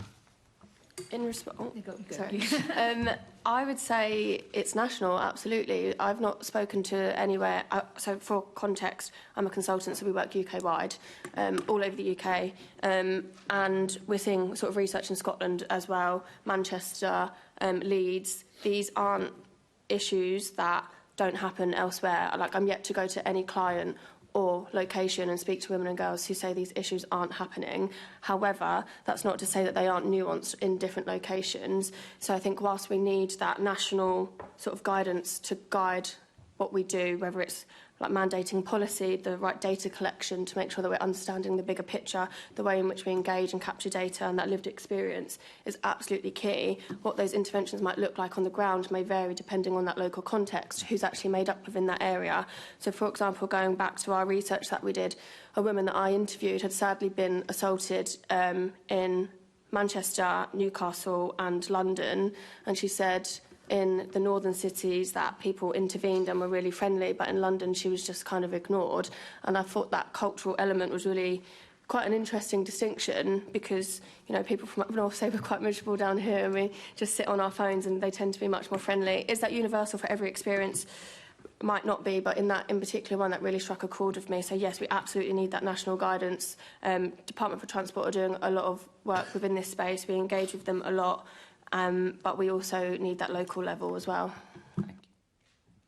That's really sad, that story you just told. As a Northern Irish Londoner, I really hear that. But I think I'm going to really agree with Susan, and I think it's not an either or here. I think we need both. So there's a big job to be done in improving operational coordination within London, and I think that's a thing that has to be tackled in itself. But that doesn't mean that it's not equally important to do learning, evaluation, standard setting, evidence collection at a national level, because that will provide the picture within which good London delivery can get done. Thank you.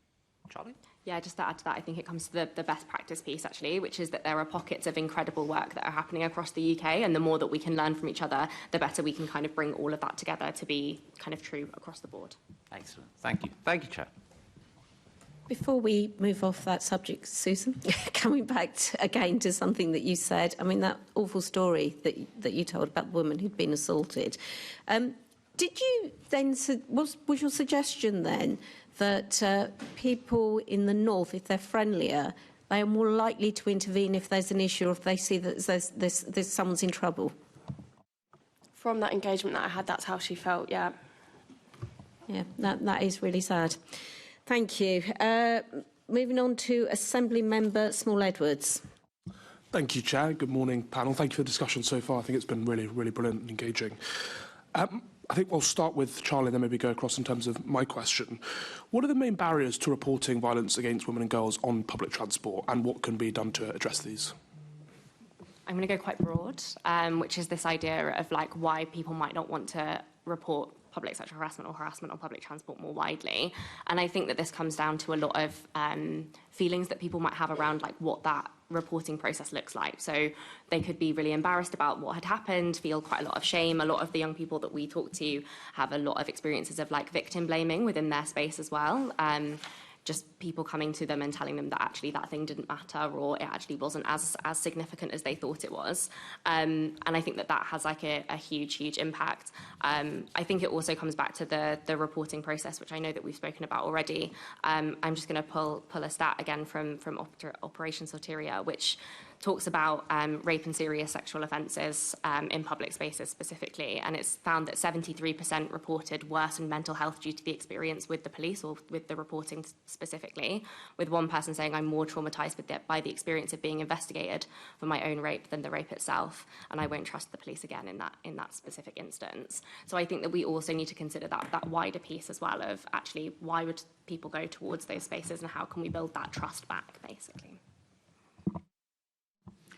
Let me just build on that and say a little bit about the specifics that we find out from our research. So, and the scale of the problem is enormous. I think there's around about 1 in 5 sexual offences are reported. 80% of sexual offences aren't reported. So that's a huge, a massive issue. So in our work, we find 5 key reasons why people weren't reporting. Some of them were process, some of them were sort of more cultural, behavioural.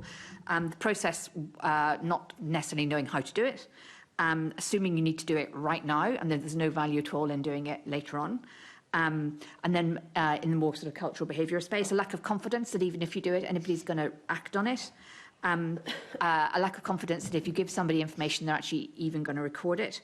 And then finally, and this is very dispiriting, a sense that the thing that you might report just happens to you so often that you would be spending a lot of your time reporting things. So it's a normalised behaviour. So those are things that we found out. Some of them are things that you can tackle through process. Others are around cultural and trust. And then just to kind of echo and reiterate what's been said already, in our research, 28% of women that we spoke to said that they had sort of been victim to harassment or assault, and 47% said that they had witnessed it happening. Of those numbers, 67% did not report the incident. The top 5 reasons for that were being, I didn't think anybody would care, there's no one around to report it to, didn't know who to report it to, I didn't feel like it was serious enough, or they were scared. And those top 5 findings actually aligned with broader TfL reporting as well, this being sort of independent study, so I found that quite interesting. Engaging with those that did report, 19% of those women said that they would never report again because of how poorly that those cases were handled, and this was for numerous reasons, some having absolutely no outcome, so they were essentially, well, why did I bother? A lot of the women that we spoke to were essentially saying that the process in itself being passed around to different people, constantly having to chase for an outcome on their case and having to relive that experience was quite traumatic. The way in which staff engaged with them felt quite victim-blaming, so ensuring that people who are handling and responding to these cases are trained with how to handle these issues sensitively. And equally, something that came up, which I found really interesting, was around the support staff. And actually, if there was an incident and they were just harassed or assaulted by a man, they then didn't want to go and approach a man for help. So again, that representation within the sector and the industry and making sure we've got more women is really key. But equally, I know we're talking a lot around users of public transport, but we also need to make sure that we're creating safe environments for the staff, and particularly those that are in stations, on the tube platforms and whatnot. So making sure that they're being supported, because if you have people coming up and sharing these horrific incidents, that can be quite triggering for them. So making sure that we're capturing their support in our interventions as well. Thank you very much. Just to clarify, sorry, what was the percentage you said of people who wouldn't report again, having reported? 19%. Thank you. I think we'll start with you, Susan, this time, and then Tricia and Charlie, if you want to contribute, please do. How effective would you say TfL and the police are in supporting victims when they do come forward and report through that reporting process and the investigation process?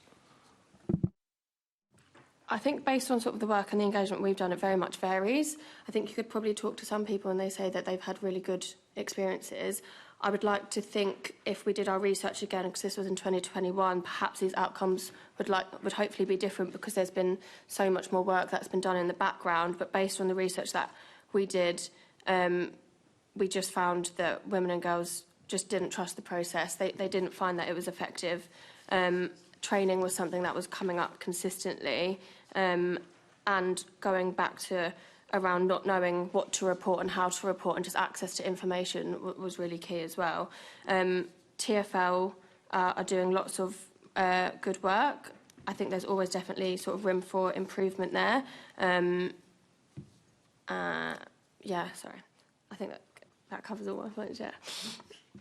So I definitely recognise all of that, and I think especially from our research, the variability in the individual experience. I think Susan's kind of spot on.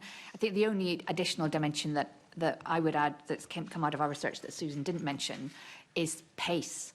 There was an experience of things happened really slowly, so people were just they lost confidence in the way in which they were being engaged with, just because everything was so very slow. Yeah, I'm not going to add much more from the things that I've said previously. I feel like I'd end up repeating myself. Thank you very much. Thank you, Chair. Thank you. Before we continue, can I say welcome to the students and staff from the Mulberry Academy. Welcome, who are sitting in the audience. I'm not quite sure which bit of London you're from. Is Tower Hamlets? Tower Hamlets. And Wood Green. Thank you very much. And I'm going to go a bit off message here, but we are talking about safety of women and girls on public transport and hate crime on public transport as well. If you are around at 1 o'clock when we finish, I would love to have a very brief meeting with you as students to just ask what your opinions are and what your experiences are, if that's at all possible. Am I going to get my wrist slapped for that? Yes, and we'd quite like to have a little break in a moment, but no, but not that. Unfortunately, it will have to be. If you are still here in the building, that would be fantastic if that's appropriate. Thank you very much. Okay, moving now on to Assembly Member Best. Thank you, Chair. I mean, if we were going to adjourn, maybe then you could do it in the adjournment if the. I think we've got a packed adjournment. Oh, yeah, sorry, we do. Thanks, everyone. Just coming back to the question around supporting victims, Tricia, I wanted to come to you first. From your perspective, from London Travel Watch, is there even a thorough process of what happens when a crime is committed and a TfL member of staff sees it? From what I see, it's potluck, depending on that staff member, what sort of day they've had, what action you get. Is there a process that Travel Watch have seen? So I think I would say, again, it's variable. It's a very variable experience. We have some people come to us with really good experiences and others who come to us and tell us that they don't feel that they listen to, or that they find it difficult to work out which direction to go in. So it's an impossible question to give a really clear answer to, but you're right, it depends. Well, that's why I want to get to the crux of it, is if there was a process, if there was at least a process where it goes back, a crime's being reported, they go to the bus driver and say, did you do X, Y, and Z? And the bus driver says, no, I didn't. Well, then there's a clear failure. If the bus driver could say, I did X, Y, Z, and I went above and beyond and did A, B, C, D, then you would know where you are, right? But if there's not even that level of process, then that's on staff who have a number of pressures anyway and are themselves human. So I think each player in the journey, the staff or the police, there are documented expectations of them. But that's not to say that those expectations are easy or that they're consistently followed in every case. I mean, for example, it's very challenging. The bus driver role is a really challenging one. So we hear from bus drivers that to be realistic, what can you expect of a single individual who's got to manage a complicated environment with lots of different people in it and operate a bus safely all at the same time. So I think it's not that people don't have a playbook. I think people do have a playbook. It's just sometimes it'd be quite challenging to follow. I mean, Susan, Charlie, would either of you comment on the playbook and whether you think it exists and what it should look like if it doesn't, and how we check that the bare minimum is happening?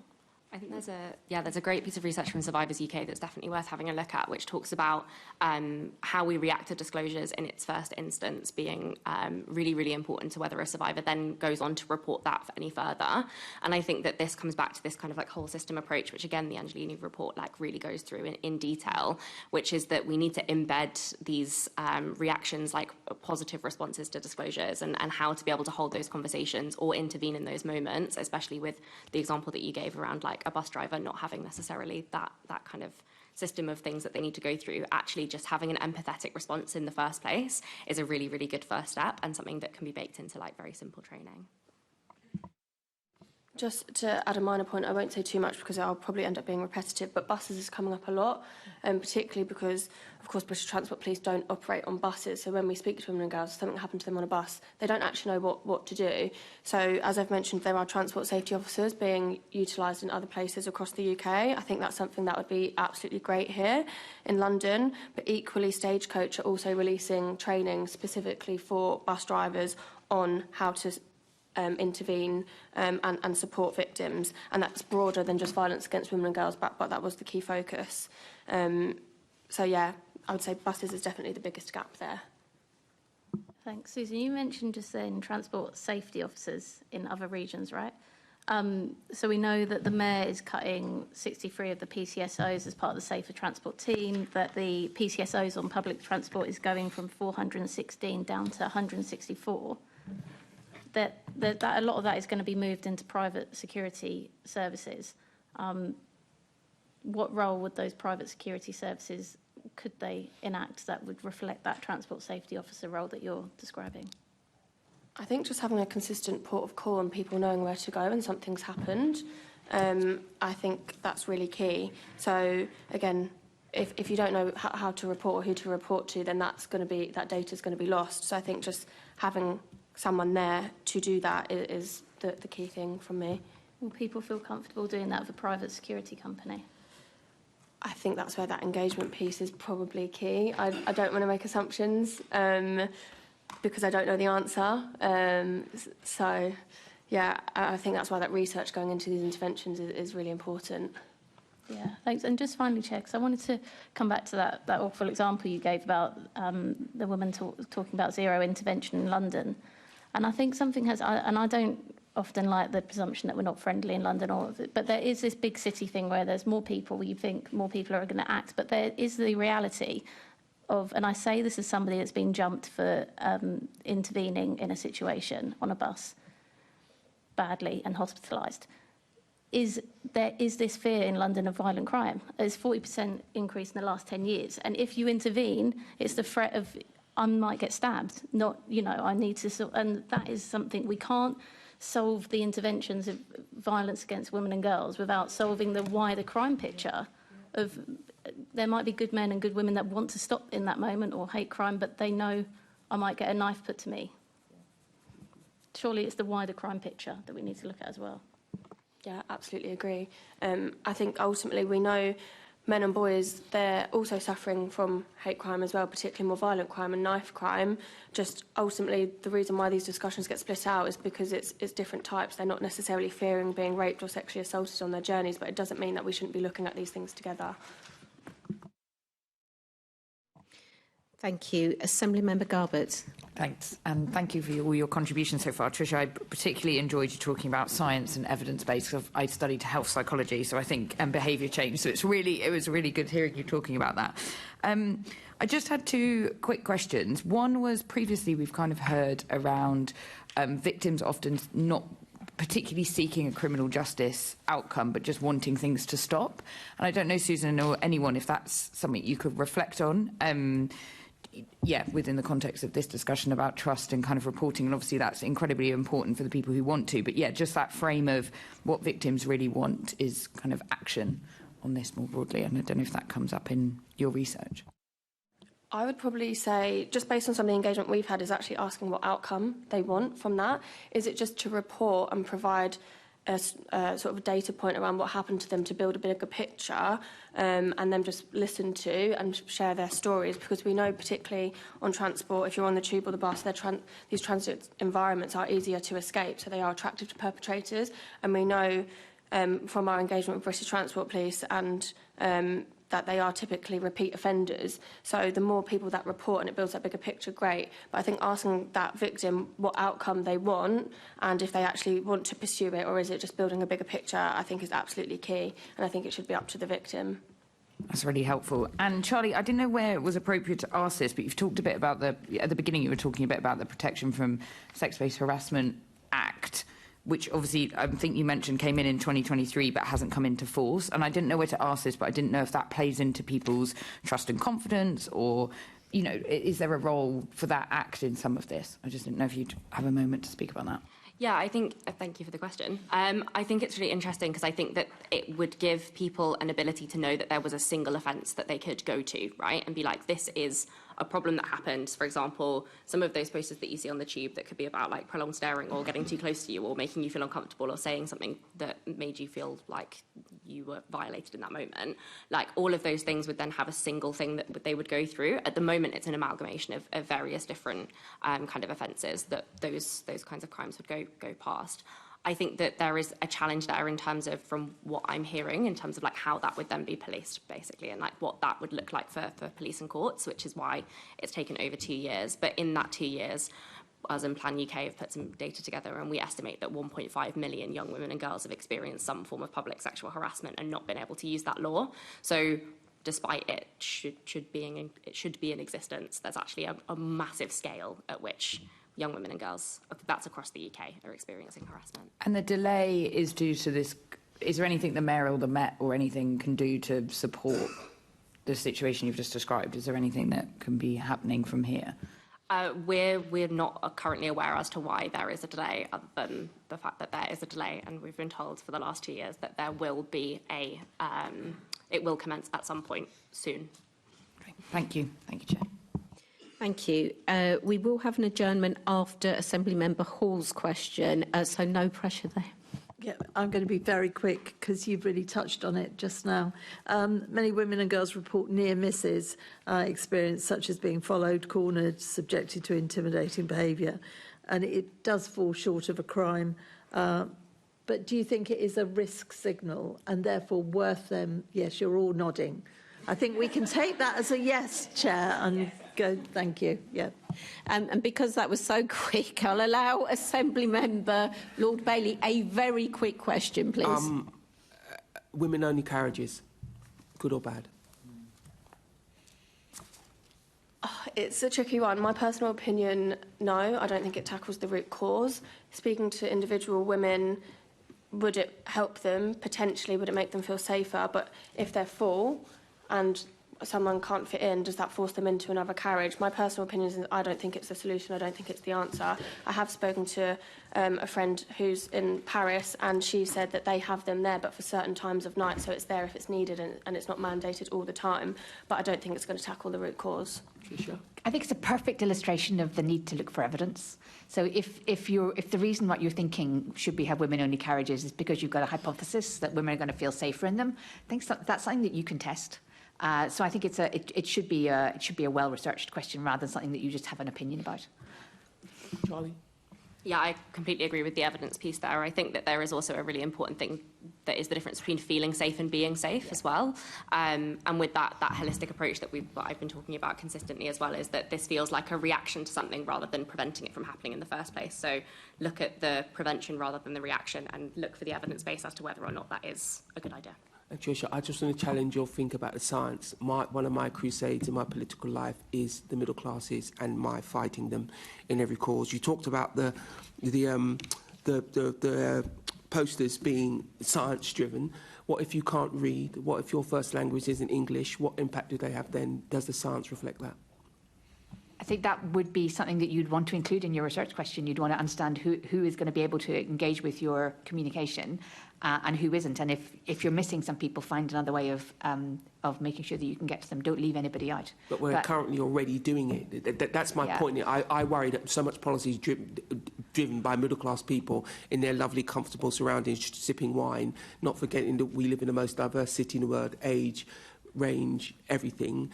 Did they take that into account? I like your answer because it gives science something to do, but I just want everybody to bear that in mind. We are dominated by the middle classes. Chair, over to you. I do hope people aren't. I do hope people aren't creating policy while sipping wine. I bet you they are. Some of the policies. Well, I thought it was actually in the ladies' toilets. Actually, that's where all the work gets done. Assemblymember Desai, I'm aware that you've got a question to ask, but you are Assemblymember Desai. Yeah. Assemblymember Desai, I'm aware that you've got a question that you want to ask. Can you?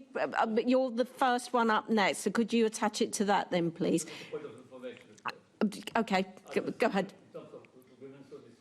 Or carriages, actually, there are mixed views on this, and I've got one personal view, but many of the major Indian rail systems, metros and all that, they do have sort of women-only carriages. Thank you. Okay, we are now going to have an adjournment, comfort break, whichever way you want to call that. I'm hoping that we will be back within the next 10 minutes, but watch this space. Thank you.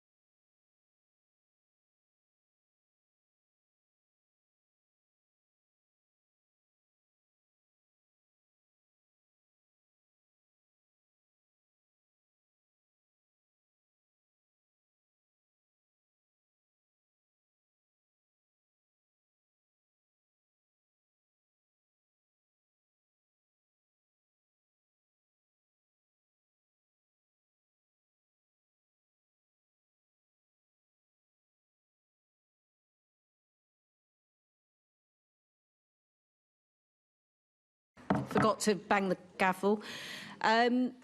So moving on to the next section about prevention and raising awareness. Assemblymember Desai. Thank you, Chair. So it's nearly good afternoon, panel. So you've been asked about how TfL and the police both respond to violence against women and girls, and also how they support them. This question is about prevention. So how effective are TfL and the police in preventing violence against women and girls on public transport? If we could start off with you, Charlie. I think, again, I'm going to end up going quite broad, but I think that the challenge here is that, like, what TfL are doing is quite reactive to the issue of kind of sexual harassment and violence against women and girls on public transport, whereas actually there's a wider piece of prevention work that needs to happen alongside of that, which is where that multi-agency piece comes in that's really, really important as well, of how we can work together to be able to prevent violence against women and girls, not only on public transport, but more broadly. So I think, although not directly answering your question of what are TfL doing, because I don't know the answer to that in detail, I think it is that thing of actually it needs to be broader than just what is happening on public transport, but actually what is happening within a wider society, and how can we create prevention programs that are effective, whether that's through like youth groups, schools, universities, workplaces, public awareness campaigns as well. So, but I've got more views which I'll come to in a bit, but Tricia, if you would like to answer the same question. Thank you. I mean, just thinking about TfL specifically, I mean, we've talked already about the importance of having visible people, irrespective of what their kind of roles are, and the role that has in bringing confidence. I think I'll just kind of reflect again on there are parts of the action around this problem which are more tame and less wicked than others. So we would want to see continuing improvements in the physical transport environment, picking up some of the things that Susan's research has identified as important, including better lighting, better visibility, better spaces for waiting, fewer unwatched spaces. And something that we haven't talked about before, but which comes a little bit through some of our contact with transport users, is graffiti. Graffiti may be an odd thing to bring up in this conversation, but graffiti creates a sense of an uncontrolled space. And if a space is uncontrolled, if that's signalled, then it doesn't feel like a comfortable place to be. I'll just make the point before I come to Susan. There is academic research here, practical research mainly from American universities, that graffiti does create an sort of an atmosphere where ASD is encouraged. So there is a correlation between a clean environment and sort of preventing crime. Just to talk about sort of expand on what we've just spoken about, designing out sort of opportunities for these crimes to take place. As we know, design is just one element of the picture. There are people out there that are going to do things regardless of how something is built or designed. But for there to be real change, we need to have requirements in planning built into the London Plan and the Mayor's Transport Strategy that's being filtered down. So actually making sure that we're requiring specific outcomes from developers and local authorities. How are they measuring safety improvements? What are they doing on the ground? How are they engaging inclusively with a wider representation of people? Is it representative of that area that they're looking at?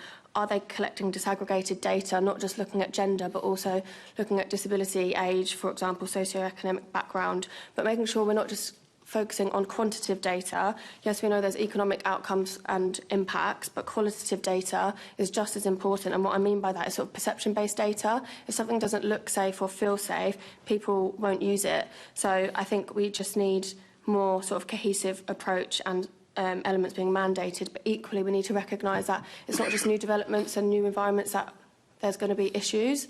It's also existing environments where we have to go look back and look to retrofit where we can and improve them. I must agree with that. I was with Newham Council's planning committees, the strategic development that gave permission to all the developments around here about a decade ago, well, more than that. And I think with hindsight, we should have given more attention to the crime and sort of safety aspects of things. And also, just as a side, Chair, it was drummed into me by the ex-Borough Commander, Newham Borough Commander, who became Newham Council's Director of Enforcement, the 4 E's, which has shaped my thinking around crime and social behaviour. Education, number one. There are some people who simply can't be educated. Many people, in fact. So that's where enforcement comes in. And the third aspect, which you talked about, engineering. And the fourth aspect, the 4th E, is evaluation. you've got to always sort of take into account what people are telling you, and also are your strategies effective. The 4 is education, enforcement, engineering, and evaluation. And finally, Chair, I think the TFL's postering campaign, I personally think that that's very effective. It's all over the place. I mean, what are your views on that? I mean, and also what more can be done? I think you've talked about education in schools.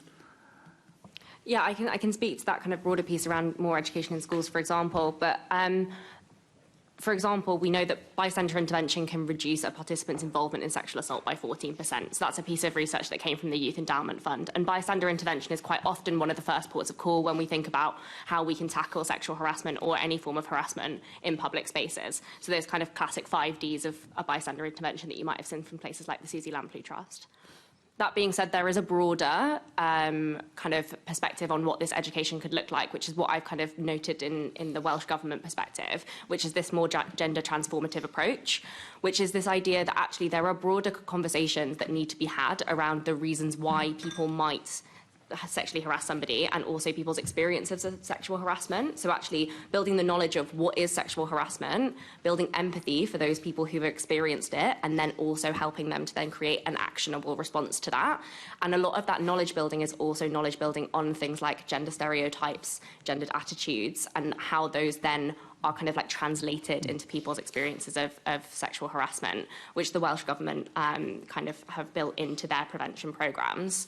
Just to give some recommendations that came out of a paper from Our Streets Now, where we worked kind of trialling a whole school approach within one school in Wales, which we're now looking at scaling up. The 3 things that came out of that were that the staff within that school setting said that sustainable funding for external support was required within schools. So there's a real issue here within financing these things as well, in terms of how do we actually fund prevention programmes for violence against women and girls. Making sure that we place responsibility and support with senior leadership when it comes to a whole school approach. And I think that we can look at potentially broadening that out beyond schools as well, but really thinking about what do leaders of violence against women and girls look like? How can we make sure that people trust the leadership within a space and trust that actually they know what they're talking about and how that can kind of be sustained? And also having a prevention front and this centre on like gender inequality and misogyny. So as I was saying, that kind of gender transformative approach really coming through and being like, how do we tackle misogyny at its root rather than looking at kind of the reaction that people might have to that. I hope that, makes some sense. Anything else to add, Tricia? No? Okay, I'll leave it at that. Thank you. Thank you. Assembly Member Best. Thank you. I just wanted to touch on the bus shelter pilot for CCTV. I'm not sure if you saw some of this, but this was the evidence base was collected in summer, and it found that 80% of women felt safer at those bus stops, and 73% were more likely to take the bus. Do you think that rolling out the CCTV pilot for bus shelters across a wider and more permanent base of bus shelters would be a good idea? I know it's a bit of a repeated phrase from me today, but I think it is, again, it's reaction rather than prevention. So I think that, yes, that is good that people are feeling safer. Whether they are safer is a different thing. So there's that difference between feel safe and be safe. And I think that CCTV is a way of people potentially feeling more safe rather than being more safe. So the investment in prevention is really important, as well as the investment in that reaction to make sure that people feel that safety. So those are really powerful numbers. Those are really powerful numbers, and I think it comes back to the point on the really strong business case there is for all parts of the transport sector to make their networks more attractive and more confident for people to use. So if you're going to be able to change behaviour in the way that those numbers suggest, that sounds like a very investable proposition.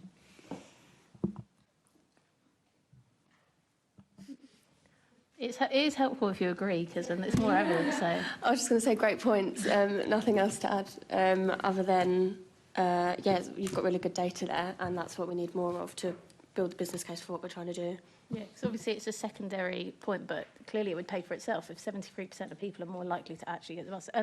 But just to dive a little bit deeper into the delivery of that, we did a similar session looking more focused on hate crime last time, and one of the guests made the point about making sure that CCTV was audio enabled.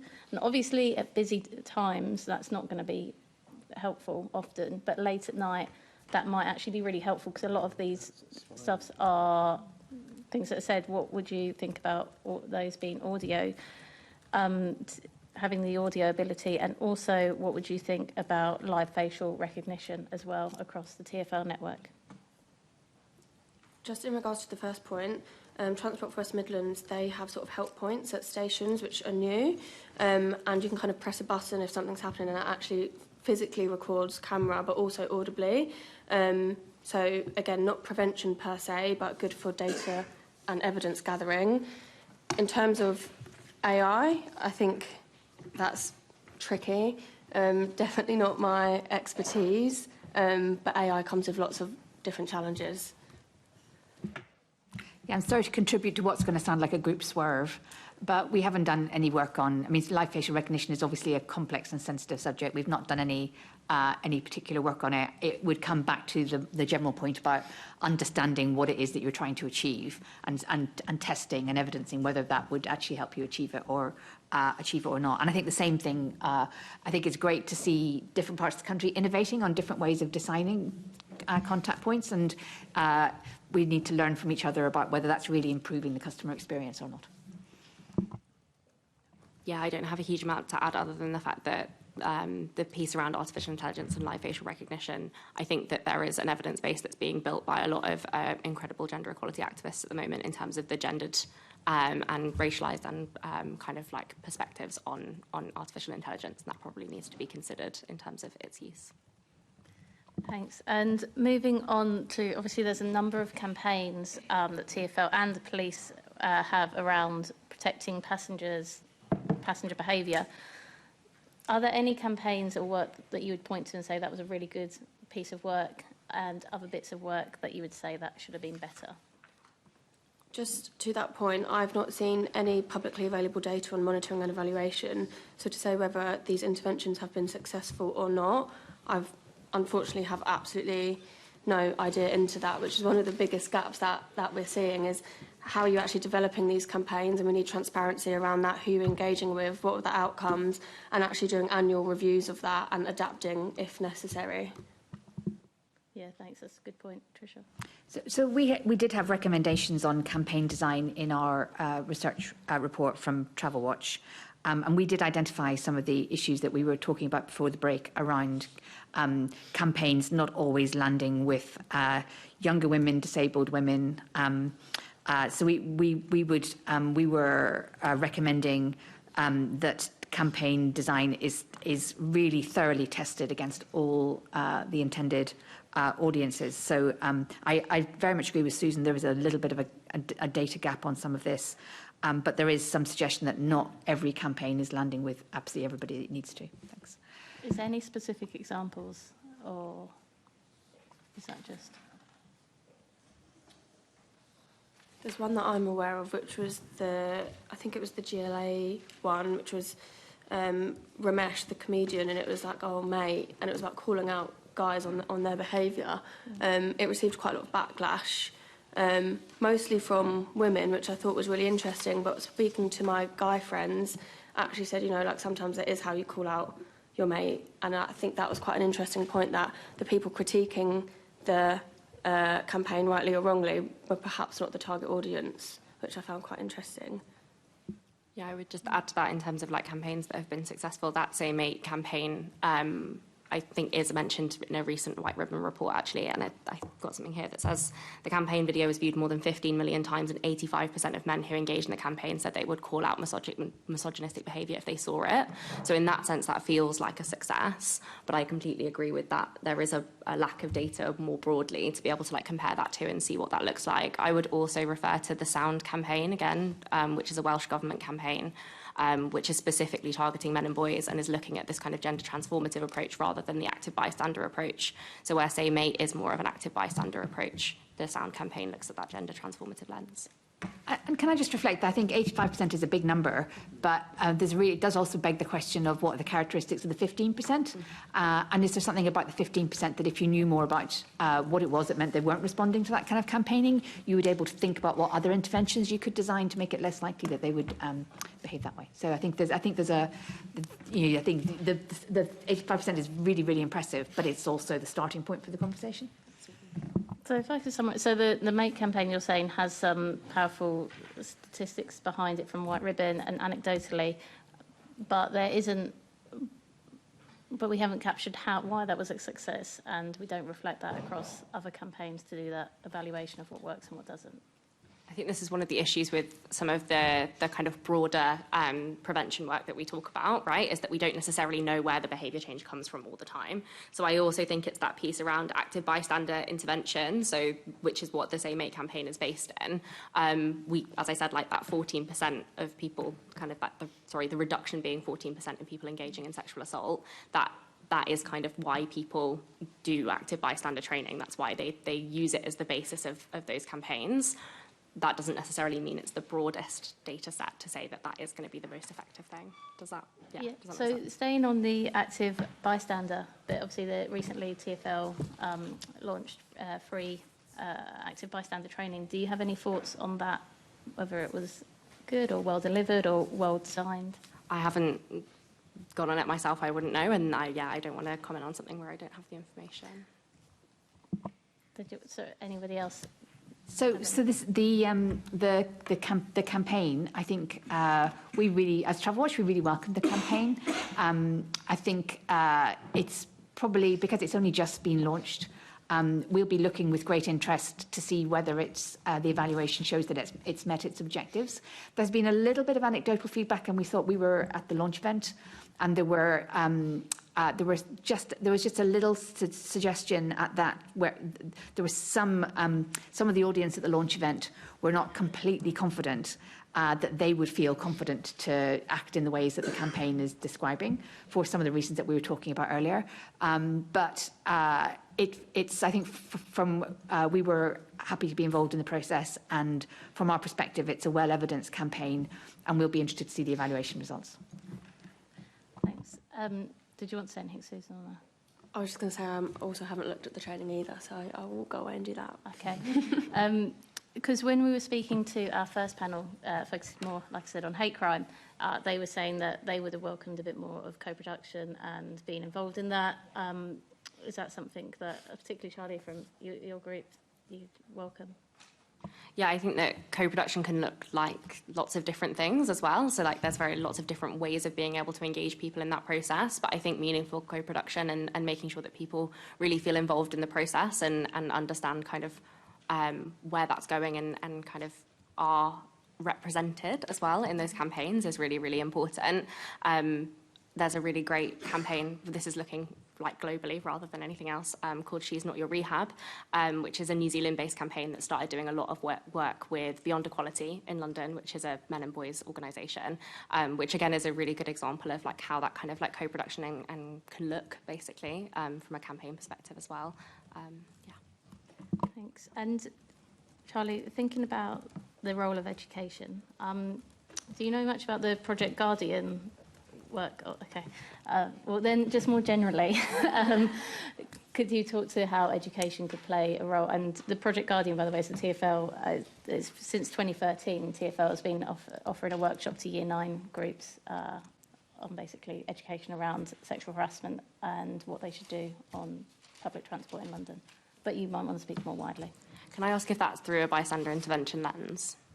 Like, I'm assuming so. Yeah, it's like a delivery partner, but it's got the police in attendance. There's a police officer there and TfL Schools liaison officer, and I don't know how you want to judge a bystander. No. I guess it maybe say what that means to you, rather than me say. Yeah. Is it about like the intervention in the moment of like how would you? Yeah. How would you? It does like but then it's also like what processes the TfL have, and also it shows them like CCTV clips. Real life kind of scenarios and lets them discuss what they do in that. Amazing. Yeah, that sounds like a cool workshop. I'd love to go. I think that the broader education piece is actually looking at how these things can not just be a one-stop intervention, though. They can be something that is little and often. We know that through both the relationships and sex education guidance and also like this broader piece from the Angiolini report, actually this whole system and whole school approach is really, really important for being able to make a change on kind of how people perceive sexual harassment, and also making sure that people feel confident in that reporting too. So I think when we're looking at that, it's not just how do we have a one-stop that says this is how we intervene, this is what this looks like, how do we drip feed that throughout people's lives? And that's not just in education in terms of schooling, but also beyond that as well, which is where some of these public awareness campaigns also come in. So I think from the education perspective, how do we have a whole school approach is kind of the aim or the gold standard. Thanks. Trisha, do you know much about the Project Guardian, or if that's... I'm afraid I don't. Okay. I probably should, and I will now. Okay. Is there anything further you'd say about education? No, I think Charlie's nailed it. Thank you. Okay. All right. Thanks, Chair. Thank you. Before we finish regarding the bystander intervention training, my understanding is that this is training for members of the public, and it is 3 hours. So before we get to, before we get even to the evaluation of the training itself, I'd like your opinions on whether 3 hours is, for somebody literally not professional, as a member of the public, being asked to give up their time, is that a bestseller basically?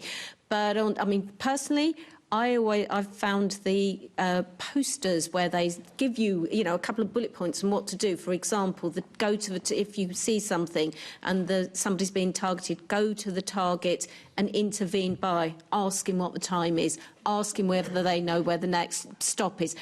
I've found that incredibly helpful. Is 3 hours likely to put people off? Charlie?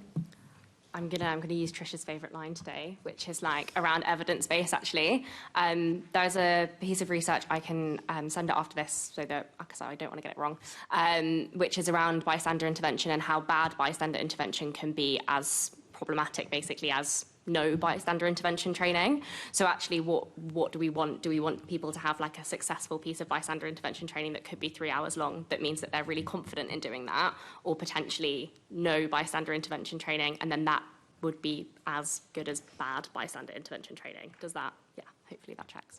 Thank you. And does anyone else have an opinion, Tricia? So I think I very much agree. It's kind of evidence, and I think I genuinely believe this is something that quite a lot of people want to get better at. Quite a lot of the team in Travel Watch recently, we've been rolling out doing the training, and it's got incredibly positive feedback from my team. Now I realise that the team these are people whose job it is to be interested in transport and who really care about violence against women and girls for a living. So it's not the most representative sample, but they came away feeling that they had developed some really useful life skills from doing the training. So I think lots of people who travel around London do struggle with thinking, what is it that I could do if I see things happening on my daily journeys? And so I wouldn't assume that people aren't prepared to put 3 hours into it. Susan? I was just going to ask a question. Is it sort of in-person classroom-based training, or is it online modules? I think it's online, yeah, thank you. How useful is a 3-hour online module? Not useful, but I just think it's a very intensive time to be looking at a screen online. I know I've done a lot of online training at work, and it can be quite taxing. But equally, if you are someone that's passionate and really interested in this topic, you are naturally just going to get people that gravitate and go and do it, which I will go away and have a look at for sure. But when we're talking about behaviour change, unfortunately, a lot of the time it is about incentive, like what's in it for them. Obviously, there's a lot of good people in the world, and they will just do it for the sake of doing it. But what are they going to get out of it other than knowing how to step in if that's maybe not their direct outcome of what they want? A lot of the research that we've done and engagement on some of our work, when we're even surveys, just trying to get responses, whether or not this is the right approach for the training, but we'll say if you respond to this, we'll put you in a raffle for a £50 gift card or something like that, a relatively small cost, which sounds quite morbid in the realm of this, but just that incentivisation for behaviour change is sometimes quite critical. Thank you. And the final part of the investigation, we will have TfL here, and we will be able to ask more in-depth questions about that. Thank you very much. Assemblymember Garbett. Thank you. Lots of what I was going to ask has already been covered by you all, but I just wanted Charlie to specifically ask you about, are you saying gender transformation? What is the word that you're using? Gender transformative. So you've talked about the Welsh Government example, but I just wondered if you've ever seen anything like that used in London and how that's gone, because one of my questions was going to be about the role of alternative forms of justice. And I didn't know if you wanted to speak to any of that. There are some great organisations who are doing that work, essentially, but maybe not in a kind of like cohesive way, if that makes sense. So it's not in the same way that the Welsh Government have said, we are going through a preventative lens and we are going to basically come up with all of these reports that have all these recommendations to pull them together to say that this thing works, because the Welsh Government want Wales to be the safest place to live as a woman, is their kind of like big tagline and aim. In London, there are several organisations who are doing this work. Beyond Equality, Bold Voices, Our Streets Now, as just as 3 examples. And what that means is having these workshop spaces where essentially there is a space where young people can talk about these things openly without fear of what the escalation from that could look like. So really having the conversation that says, okay, how do we feel about sexual harassment? Why might it be scary to talk to somebody in the street and tell them that you find them attractive, as we kind of discussed earlier? What are the fears of escalation if you were to intervene, for example, that, again, things that we've spoken about today? All of those things are conversations that are being had by these organisations in slightly different ways. Each organisation has a slightly different approach to how they kind of bring that forward. But yeah, Beyond Equality, Bold Voices and Our Streets Now all kind of have their various different impact reports that show you how that works, I guess. And that's not tracked. I know we started off saying earlier around the transport strategy and taking a kind of vision zero approach, but you don't see that kind of lens being reflected through kind of TfL or the Mayor's Office or anything at the moment. Is that right? Not that I'm aware of, and not that I've seen in the most recent White Ribbon report, which basically outlined quite a lot of good examples of gender transformative approaches. Does anyone else wanted to comment on that? No? Great. Thank you, Chair. Thank you. Assembly... Oh, right. So Assembly Member Desai's not here, so I'll ask his question. In the... Sorry. My apologies. Too many Ds, and it's already been a very long day. Thank you. Apologies, Assembly Member Desai. You very much are here, and your question is next. In the Mayor's Police and Crime Plan 25 to 29, he committed to establishing a transport hate crime and VOG task force to strengthen coordination between TfL, the police and community partners. What role do you think the Mayor's proposed hate crime and VOG task force should play in tackling and preventing VOG and supporting victims? And I am going to go to Tricia first.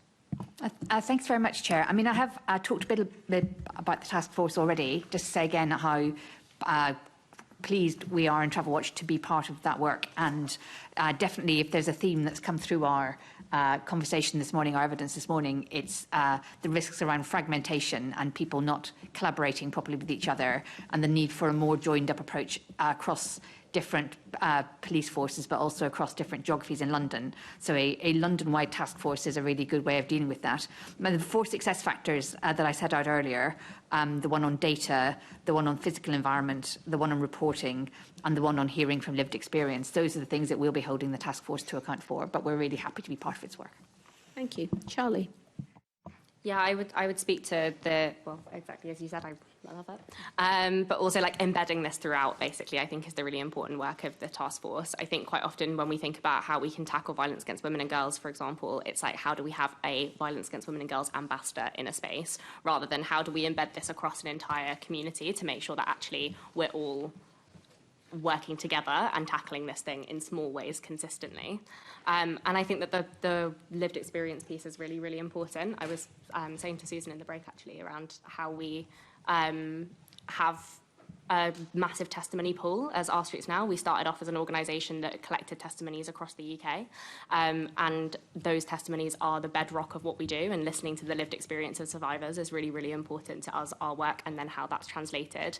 So I think that it's really important that we remember that behind every one of these statistics that we've talked about today, there is a story from somebody, and those stories are quite often quite harrowing stories, quite challenging stories to read, to kind of like consume, to talk about, and to live through as well.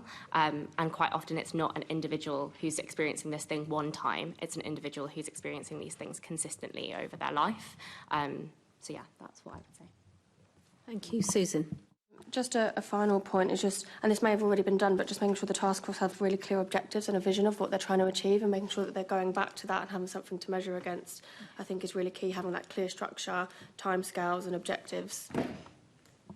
Thank you. Now, the final question is Assembly Member Desai, who we've established definitely is here. Assembly Member Desai.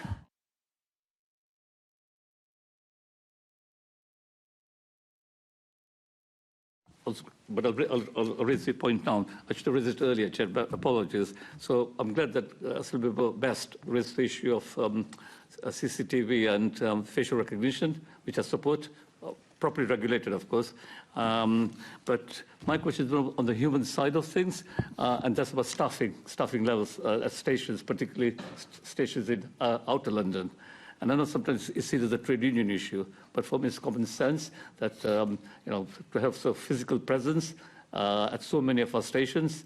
I don't often use, don't have the chance to use stations in outer London, being a resident in Newham and representing inner East London. But I was in Barnes a few months ago for a cricket match. Very nice. Yeah, very nice. And the long walk back to Barnes Station through Woodlands, very pleasant part of London, but the lighting, everything, left a lot to be desired. And I think that is something that we've got to put on the agenda. Many of us will remember the old days when you had a guard on the tubes. Now those days have changed. I'm talking about the 70s and 80s. But perhaps if you could, give some consideration. I think the last question is about recommendations. But I also advocate the case. There's no substitute for someone physically, in a uniform being present at our stations, particularly in outer London.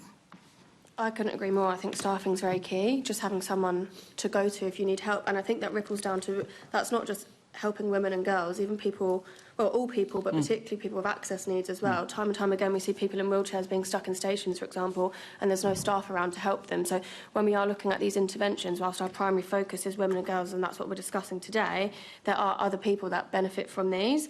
I would also say, just linking it back to design as well, like my local, so I live in Petswood, which is like just outside London in Bromley, and they've just upgraded the station. And one of the things that I loved, I saw it and I took a picture straight away and I sent it to my friends, and they were like, "You're such a nerd," because I got really excited about the station. But it was like the waiting area. It used to be like a building, all brick, no visibility, couldn't see it, and it's now all glass. So I would never wait in that before if it was cold, because if something happened, it's a locked door.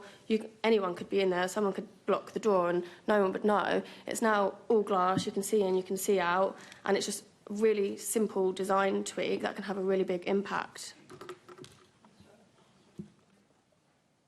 I also really agree. So this is one of the recommendations from our research, was that there should be more trusted people, visible and accessible on London's transport networks. I do think there's scope for a reflective conversation about what the job description of those people are and what's the right role for police as opposed to the right role for customer support officers or contracted security.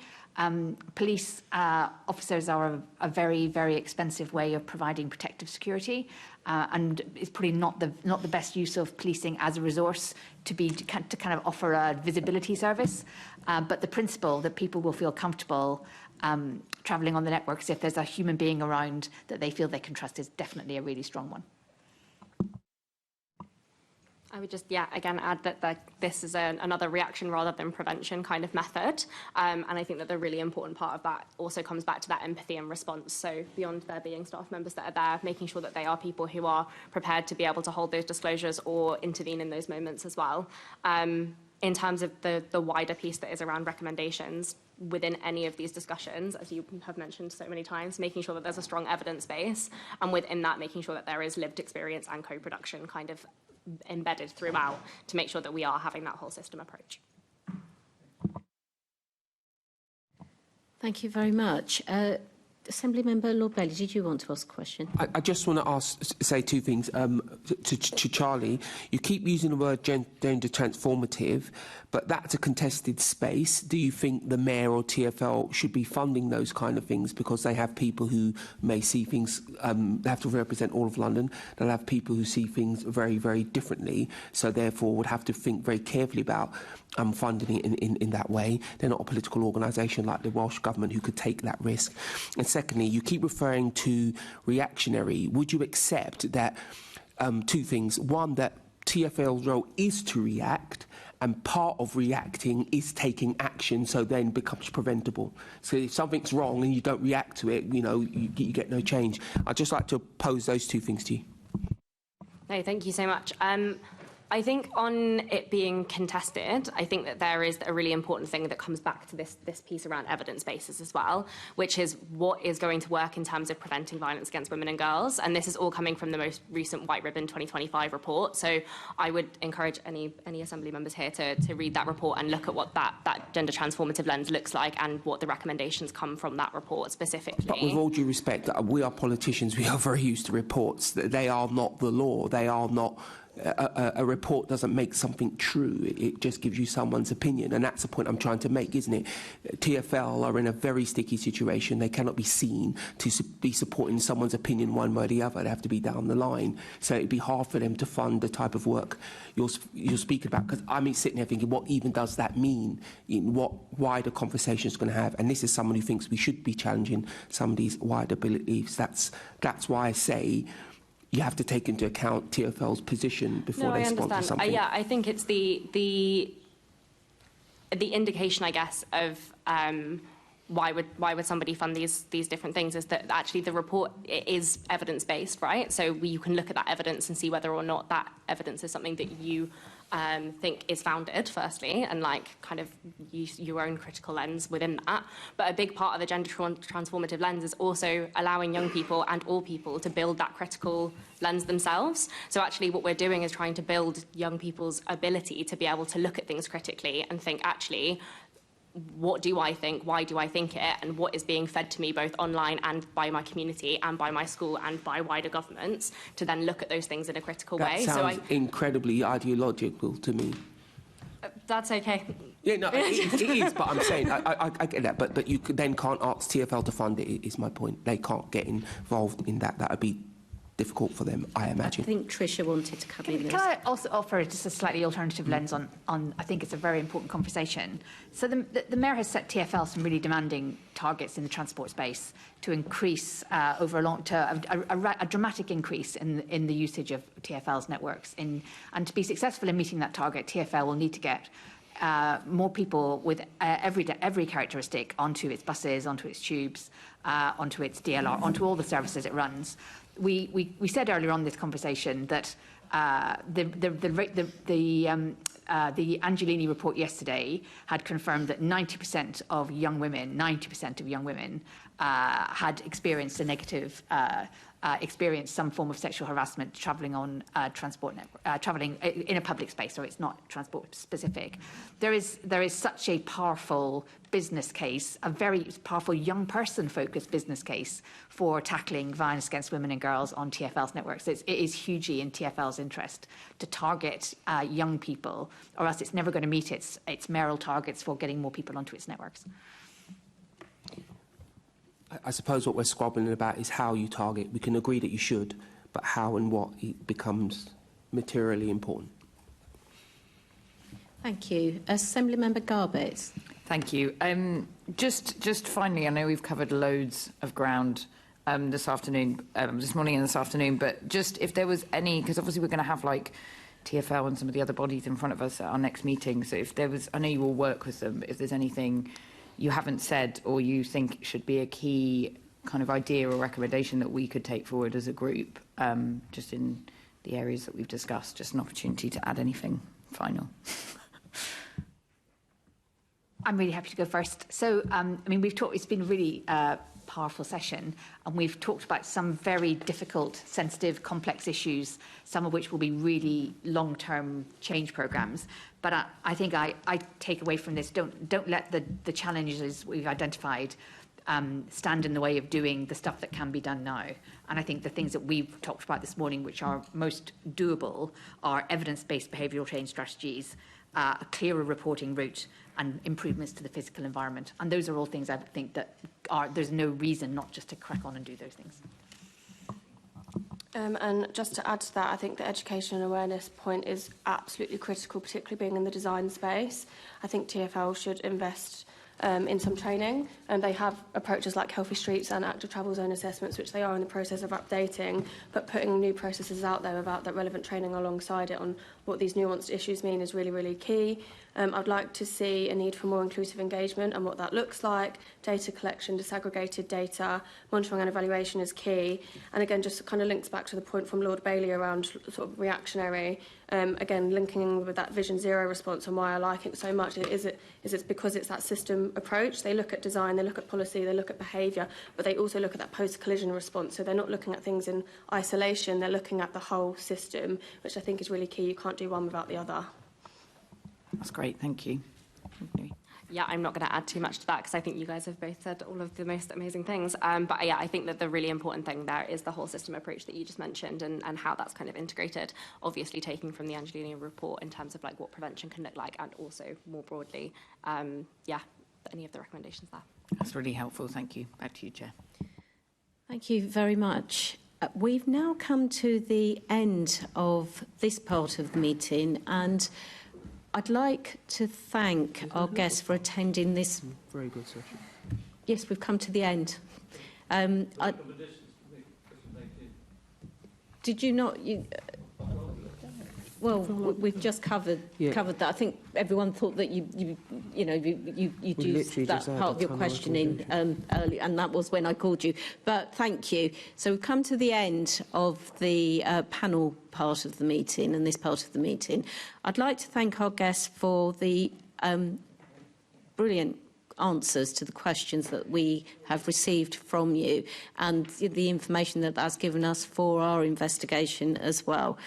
And what I would like to say to you and to all the voluntary sector out there and the NGO sector out there is, as a woman and as a mother of two daughters, one who is 26 and one who is 17, and there is no difference between and there's a 9-year age difference between them. There is sadly no difference between what the 26-year-old was saying when she was 17 and what my youngest is saying about how safe they feel on public transport at the moment, both as young women, but also women of colour, black, Asian, minority ethnic communities as well. So I know how much we owe the voluntary sector and your sector.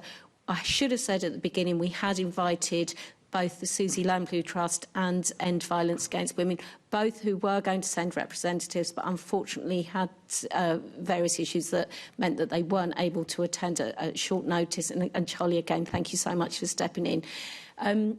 I personally have found your contributions to be just incredibly insightful, and it comes from a base of speaking to women. I think, Charlie, you talked about the fact that behind every statistic there is a story, and it is usually a story that is incredibly unpleasant or really quite horrific. Thank you so much for raising these issues.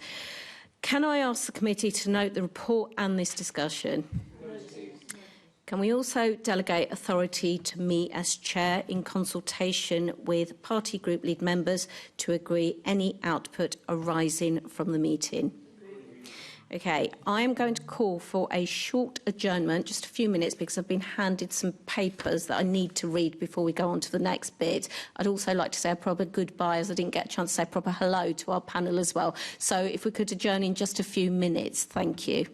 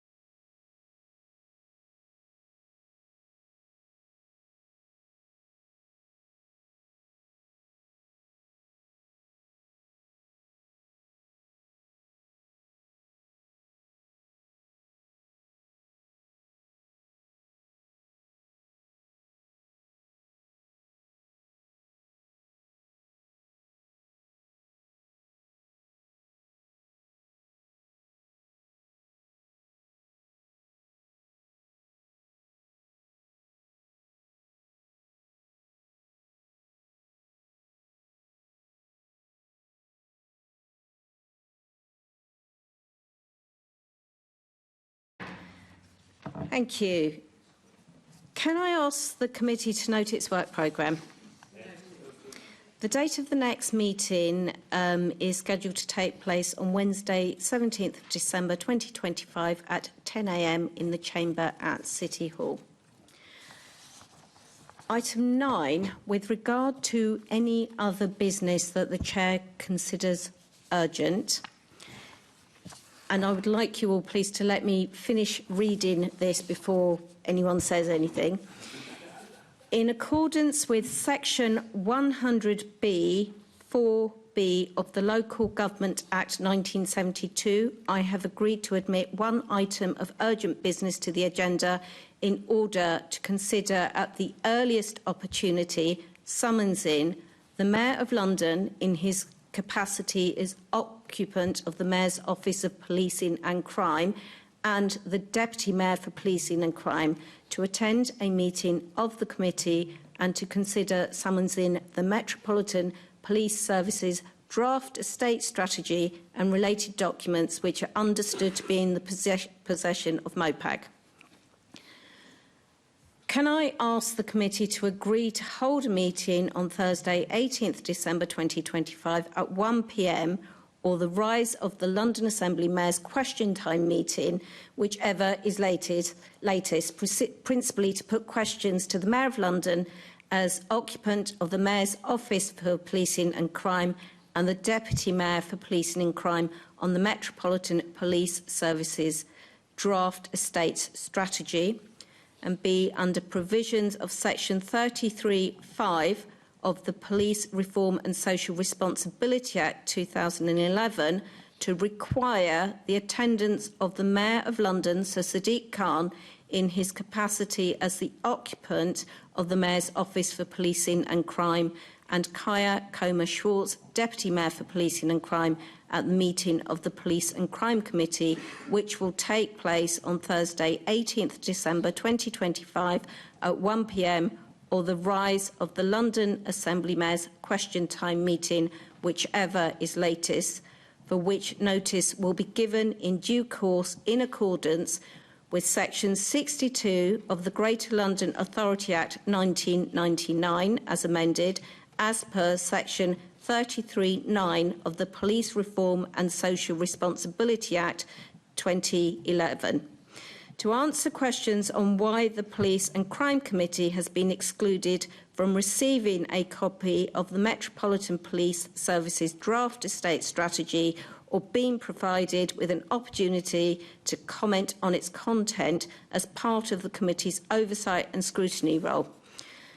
C, under provisions of section 33(5) of the Police Reform and Social Responsibility Act 2011 to require the Mayor of London, Sir Sadiq Khan, in his capacity as the occupant of the Mayor's Office for Policing and Crime, to provide the Police and Crime Committee with the documents listed below, for which notice will be given in due course in accordance with Section 62 of the Greater London Authority Act 1999, as amended, as per Section 33(9) of the Police Reform and Social Responsibility Act 2011, and with the documents to be provided no later than 2 weeks from the date of the notice requiring these documents.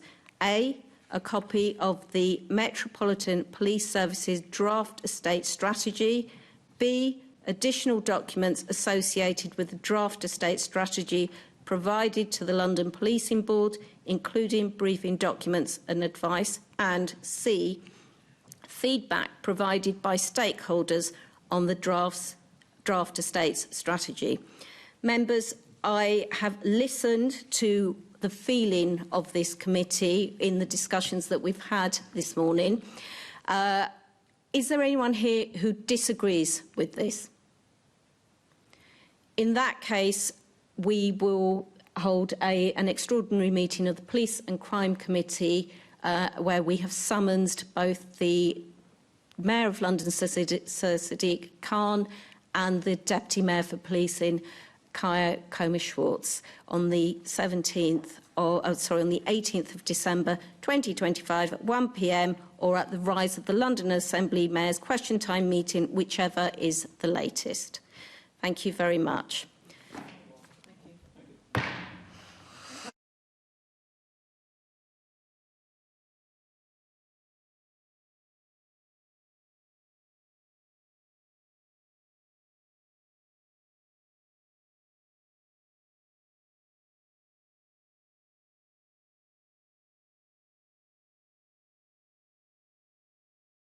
This is the broadcast from City Hall, the home of the Greater London Authority.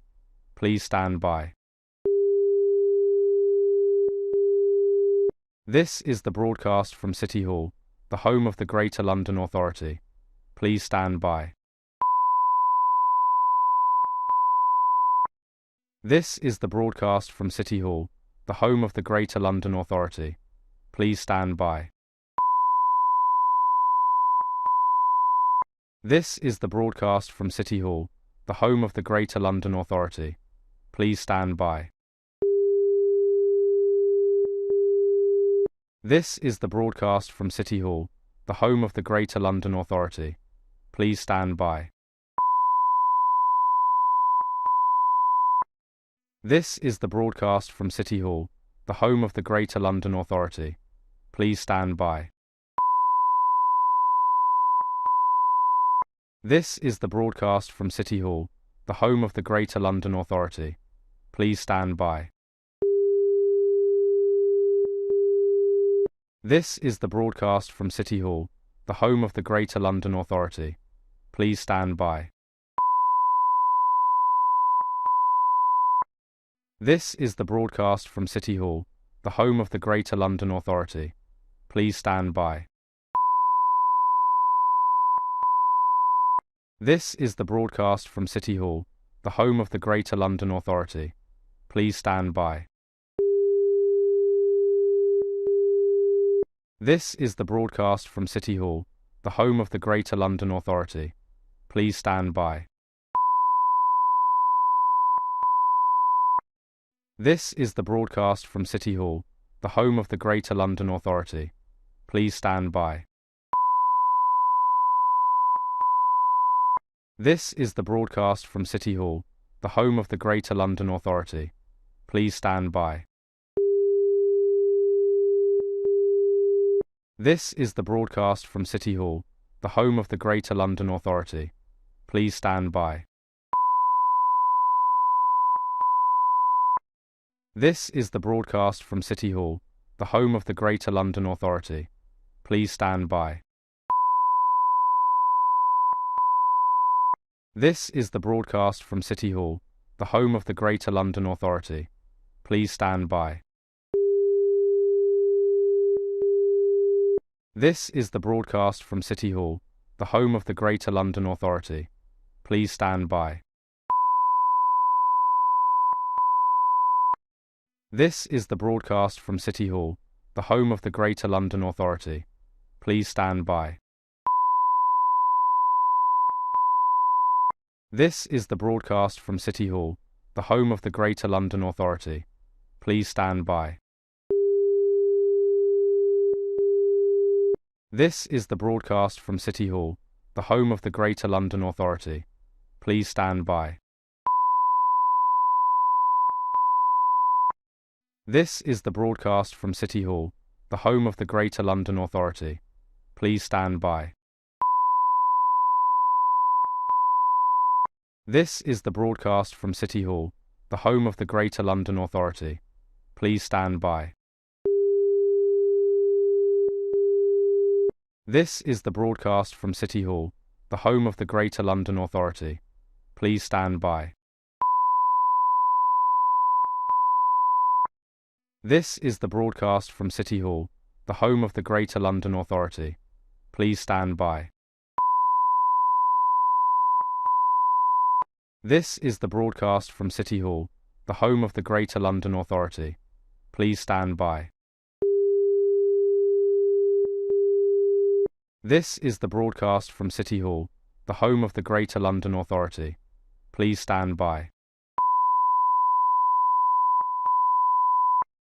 This is the broadcast from City Hall, the home of the Greater London Authority.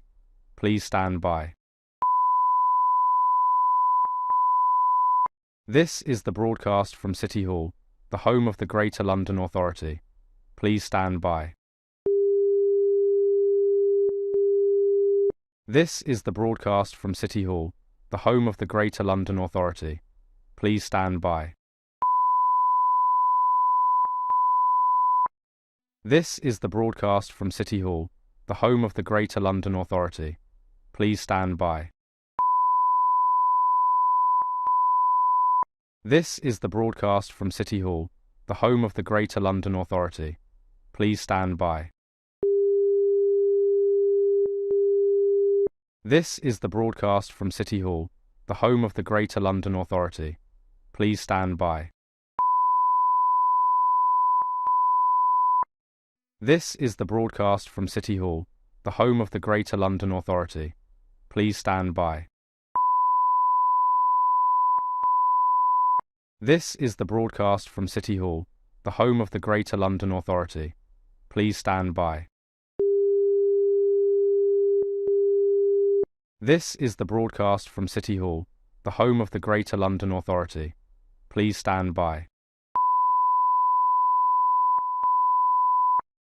This is the broadcast from City Hall, the home of the Greater London Authority. Please stand by. This is the broadcast from City Hall, the home of the Greater London Authority. Please stand by. This is the broadcast from City Hall, the home of the Greater London Authority. Please stand by. This is the broadcast from City Hall, the home of the Greater London Authority. Please stand by. This is the broadcast from City Hall, the home of the Greater London Authority. Please stand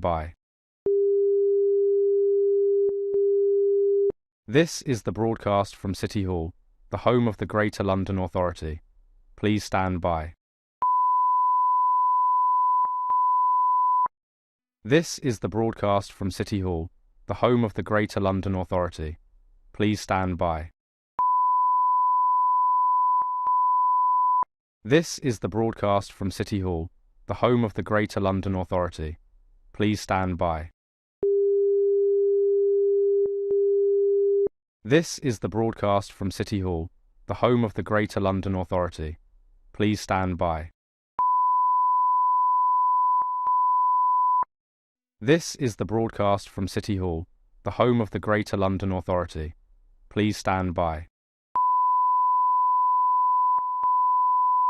This is the broadcast from City Hall, the home of the Greater London Authority. Please stand by. This is the broadcast from City Hall, the home of the Greater London Authority. Please stand by. This is the broadcast from City Hall, the home of the Greater London Authority. Please stand by. This is the broadcast from City Hall, the home of the Greater London Authority. Please stand by. This is the broadcast from City Hall, the home of the Greater London Authority. Please stand by.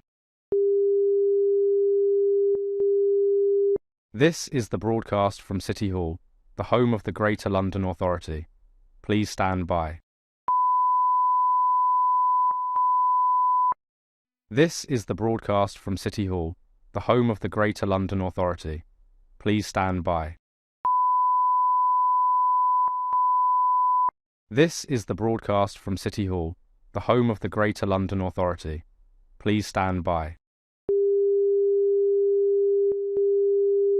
This is the broadcast from City Hall, the home of the Greater London Authority. Please stand by. This is the broadcast from City Hall, the home of the Greater London Authority. Please stand by. This is the broadcast from City Hall, the home of the Greater London Authority.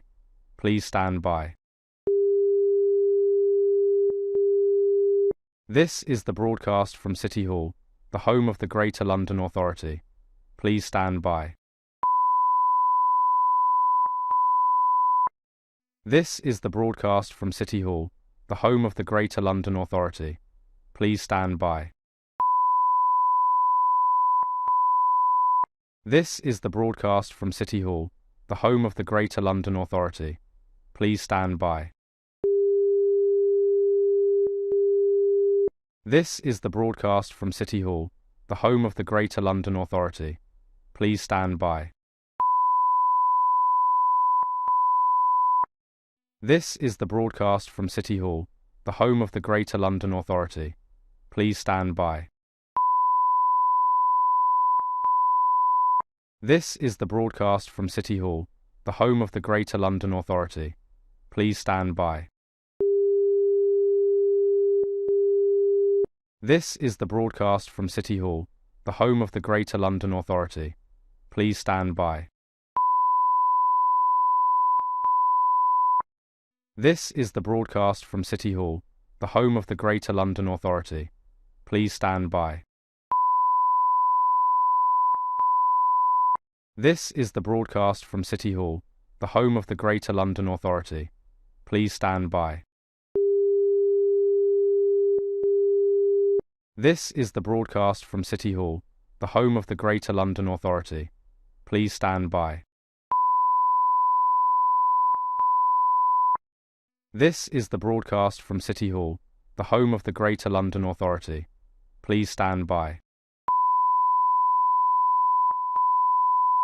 This is the broadcast from City Hall, the home of the Greater London Authority. Please stand by. This is the broadcast from City Hall, the home of the Greater London Authority. Please stand by. This is the broadcast from City Hall, the home of the Greater London Authority. Please stand by. This is the broadcast from City Hall, the home of the Greater London Authority. Please stand by. This is the broadcast from City Hall, the home of the Greater London Authority. Please stand by. This is the broadcast from City Hall, the home of the Greater London Authority. Please stand by. This is the broadcast from City Hall, the home of the Greater London Authority. Please stand by. This is the broadcast from City Hall, the home of the Greater London Authority. Please stand by. This is the broadcast from City Hall, the home of the Greater London Authority. Please stand by. This is the broadcast from City Hall, the home of the Greater London Authority. Please stand by. This is the broadcast from City Hall, the home of the Greater London Authority. Please stand by. This is the broadcast from City Hall, the home of the Greater London Authority. Please stand by.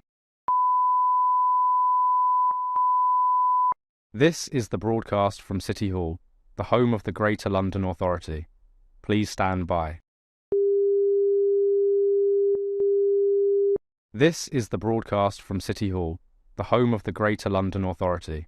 Please stand by. This is the broadcast from City Hall, the home of the Greater London Authority. Please stand by. This is the broadcast from City Hall, the home of the Greater London Authority. Please stand by. This is the broadcast from City Hall, the home of the Greater London Authority. Please stand by.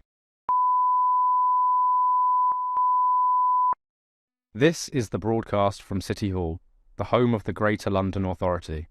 Please stand by. This is the broadcast from City Hall, the home of the Greater London Authority. Please stand by. This is the broadcast from City Hall, the home of the Greater London Authority. Please stand by. This is the broadcast from City Hall, the home of the Greater London Authority. Please stand by. This is the broadcast from City Hall, the home of the Greater London Authority. Please stand by. This is the broadcast from City Hall, the home of the Greater London Authority. Please stand by. This is the broadcast from City Hall, the home of the Greater London Authority. Please stand by. This is the broadcast from City Hall, the home of the Greater London Authority. Please stand by. This is the broadcast from City Hall, the home of the Greater London Authority. Please stand by. This is the broadcast from City Hall, the home of the Greater London Authority. Please stand by. This is the broadcast from City Hall, the home of the Greater London Authority. Please stand by. This is the broadcast from City Hall, the home of the Greater London Authority. Please stand by. This is the broadcast from City Hall, the home of the Greater London Authority. Please stand by. This is the broadcast from City Hall, the home of the Greater London Authority. Please stand by. This is the broadcast from City Hall, the home of the Greater London Authority. Please stand by. This is the broadcast from City Hall, the home of the Greater London Authority. Please stand by. This is the broadcast from City Hall, the home of the Greater London Authority. Please stand by. This is the broadcast from City Hall, the home of the Greater London Authority. Please stand by. This is the broadcast from City Hall, the home of the Greater London Authority. Please stand by.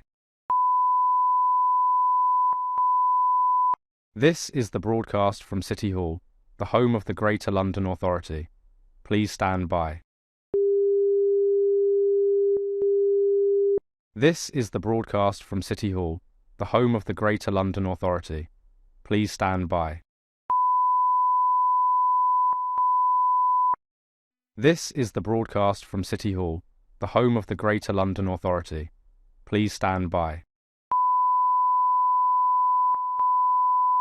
This is the broadcast from City Hall, the home of the Greater London Authority. Please stand by. This is the broadcast from City Hall, the home of the Greater London Authority. Please stand by. This is the broadcast from City Hall, the home of the Greater London Authority. Please stand by. This is the broadcast from City Hall, the home of the Greater London Authority. Please stand by. This is the broadcast from City Hall, the home of the Greater London Authority. Please stand by. This is the broadcast from City Hall, the home of the Greater London Authority. Please stand by. This is the broadcast from City Hall, the home of the Greater London Authority. Please stand by. This is the broadcast from City Hall, the home of the Greater London Authority. Please stand by. This is the broadcast from City Hall, the home of the Greater London Authority. Please stand by.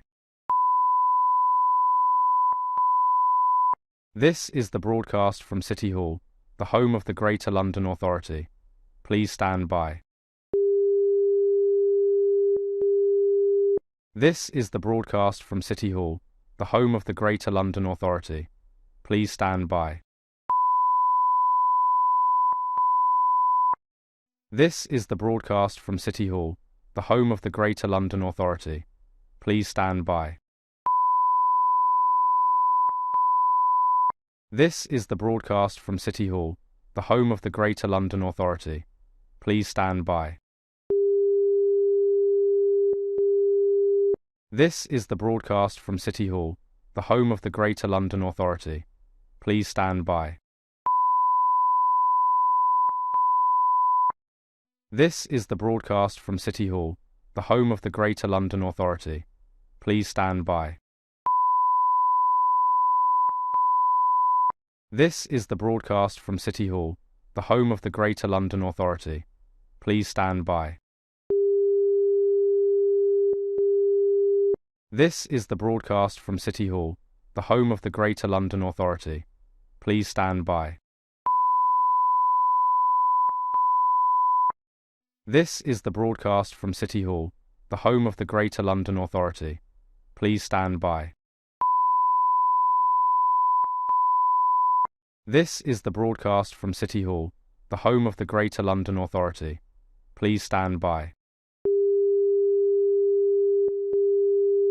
This is the broadcast from City Hall, the home of the Greater London Authority. Please stand by. This is the broadcast from City Hall, the home of the Greater London Authority. Please stand by.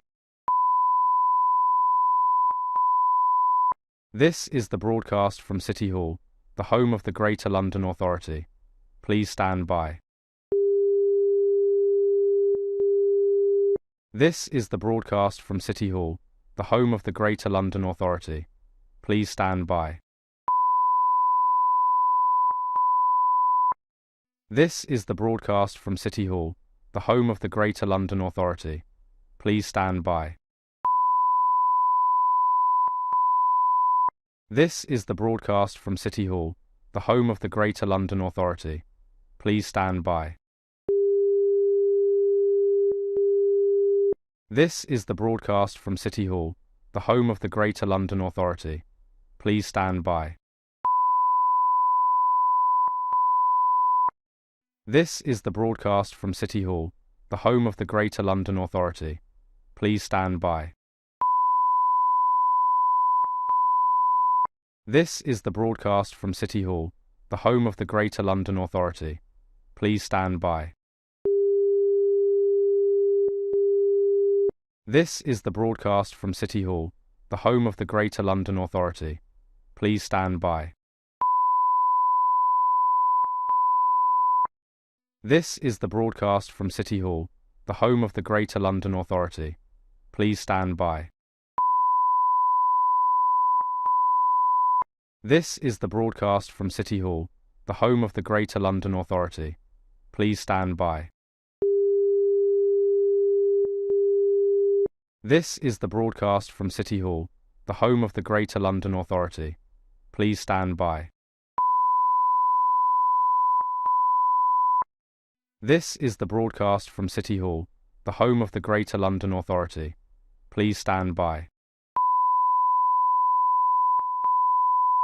This is the broadcast from City Hall, the home of the Greater London Authority. Please stand by. This is the broadcast from City Hall, the home of the Greater London Authority. Please stand by. This is the broadcast from City Hall, the home of the Greater London Authority. Please stand by. This is the broadcast from City Hall, the home of the Greater London Authority. Please stand by. This is the broadcast from City Hall, the home of the Greater London Authority. Please stand by. This is the broadcast from City Hall, the home of the Greater London Authority. Please stand by. This is the broadcast from City Hall, the home of the Greater London Authority. Please stand by. This is the broadcast from City Hall, the home of the Greater London Authority. Please stand by. This is the broadcast from City Hall, the home of the Greater London Authority. Please stand by. This is the broadcast from City Hall, the home of the Greater London Authority. Please stand by. This is the broadcast from City Hall, the home of the Greater London Authority. Please stand by. This is the broadcast from City Hall, the home of the Greater London Authority. Please stand by. This is the broadcast from City Hall, the home of the Greater London Authority. Please stand by. This is the broadcast from City Hall, the home of the Greater London Authority. Please stand by. This is the broadcast from City Hall, the home of the Greater London Authority. Please stand by. This is the broadcast from City Hall, the home of the Greater London Authority. Please stand by. This is the broadcast from City Hall, the home of the Greater London Authority. Please stand by. This is the broadcast from City Hall, the home of the Greater London Authority. Please stand by. This is the broadcast from City Hall, the home of the Greater London Authority. Please stand by. This is the broadcast from City Hall, the home of the Greater London Authority. Please stand by. This is the broadcast from City Hall, the home of the Greater London Authority. Please stand by. This is the broadcast from City Hall, the home of the Greater London Authority. Please stand by. This is the broadcast from City Hall, the home of the Greater London Authority. Please stand by. This is the broadcast from City Hall, the home of the Greater London Authority. Please stand by. This is the broadcast from City Hall, the home of the Greater London Authority. Please stand by. This is the broadcast from City Hall, the home of the Greater London Authority. Please stand by. This is the broadcast from City Hall, the home of the Greater London Authority. Please stand by. This is the broadcast from City Hall, the home of the Greater London Authority. Please stand by. This is the broadcast from City Hall, the home of the Greater London Authority. Please stand by. This is the broadcast from City Hall, the home of the Greater London Authority. Please stand by. This is the broadcast from City Hall, the home of the Greater London Authority.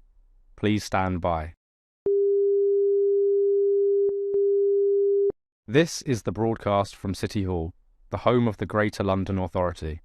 Please stand by. This is the broadcast from City Hall, the home of the Greater London Authority. Please stand by. This is the broadcast from City Hall, the home of the Greater London Authority. Please stand by. This is the broadcast from City Hall, the home of the Greater London Authority. Please stand by. This is the broadcast from City Hall, the home of the Greater London Authority. Please stand by. This is the broadcast from City Hall, the home of the Greater London Authority. Please stand by. This is the broadcast from City Hall, the home of the Greater London Authority. Please stand by. This is the broadcast from City Hall, the home of the Greater London Authority. Please stand by. This is the broadcast from City Hall, the home of the Greater London Authority. Please stand by. This is the broadcast from City Hall, the home of the Greater London Authority. Please stand by. This is the broadcast from City Hall, the home of the Greater London Authority. Please stand by. This is the broadcast from City Hall, the home of the Greater London Authority. Please stand by. This is the broadcast from City Hall, the home of the Greater London Authority. Please stand by. This is the broadcast from City Hall, the home of the Greater London Authority. Please stand by. This is the broadcast from City Hall, the home of the Greater London Authority. Please stand by. This is the broadcast from City Hall, the home of the Greater London Authority. Please stand by. This is the broadcast from City Hall, the home of the Greater London Authority. Please stand by. This is the broadcast from City Hall, the home of the Greater London Authority. Please stand by. This is the broadcast from City Hall, the home of the Greater London Authority. Please stand by. This is the broadcast from City Hall, the home of the Greater London Authority. Please stand by. This is the broadcast from City Hall, the home of the Greater London Authority. Please stand by. This is the broadcast from City Hall, the home of the Greater London Authority. Please stand by. This is the broadcast from City Hall, the home of the Greater London Authority. Please stand by. This is the broadcast from City Hall, the home of the Greater London Authority. Please stand by. This is the broadcast from City Hall, the home of the Greater London Authority. Please stand by. This is the broadcast from City Hall, the home of the Greater London Authority.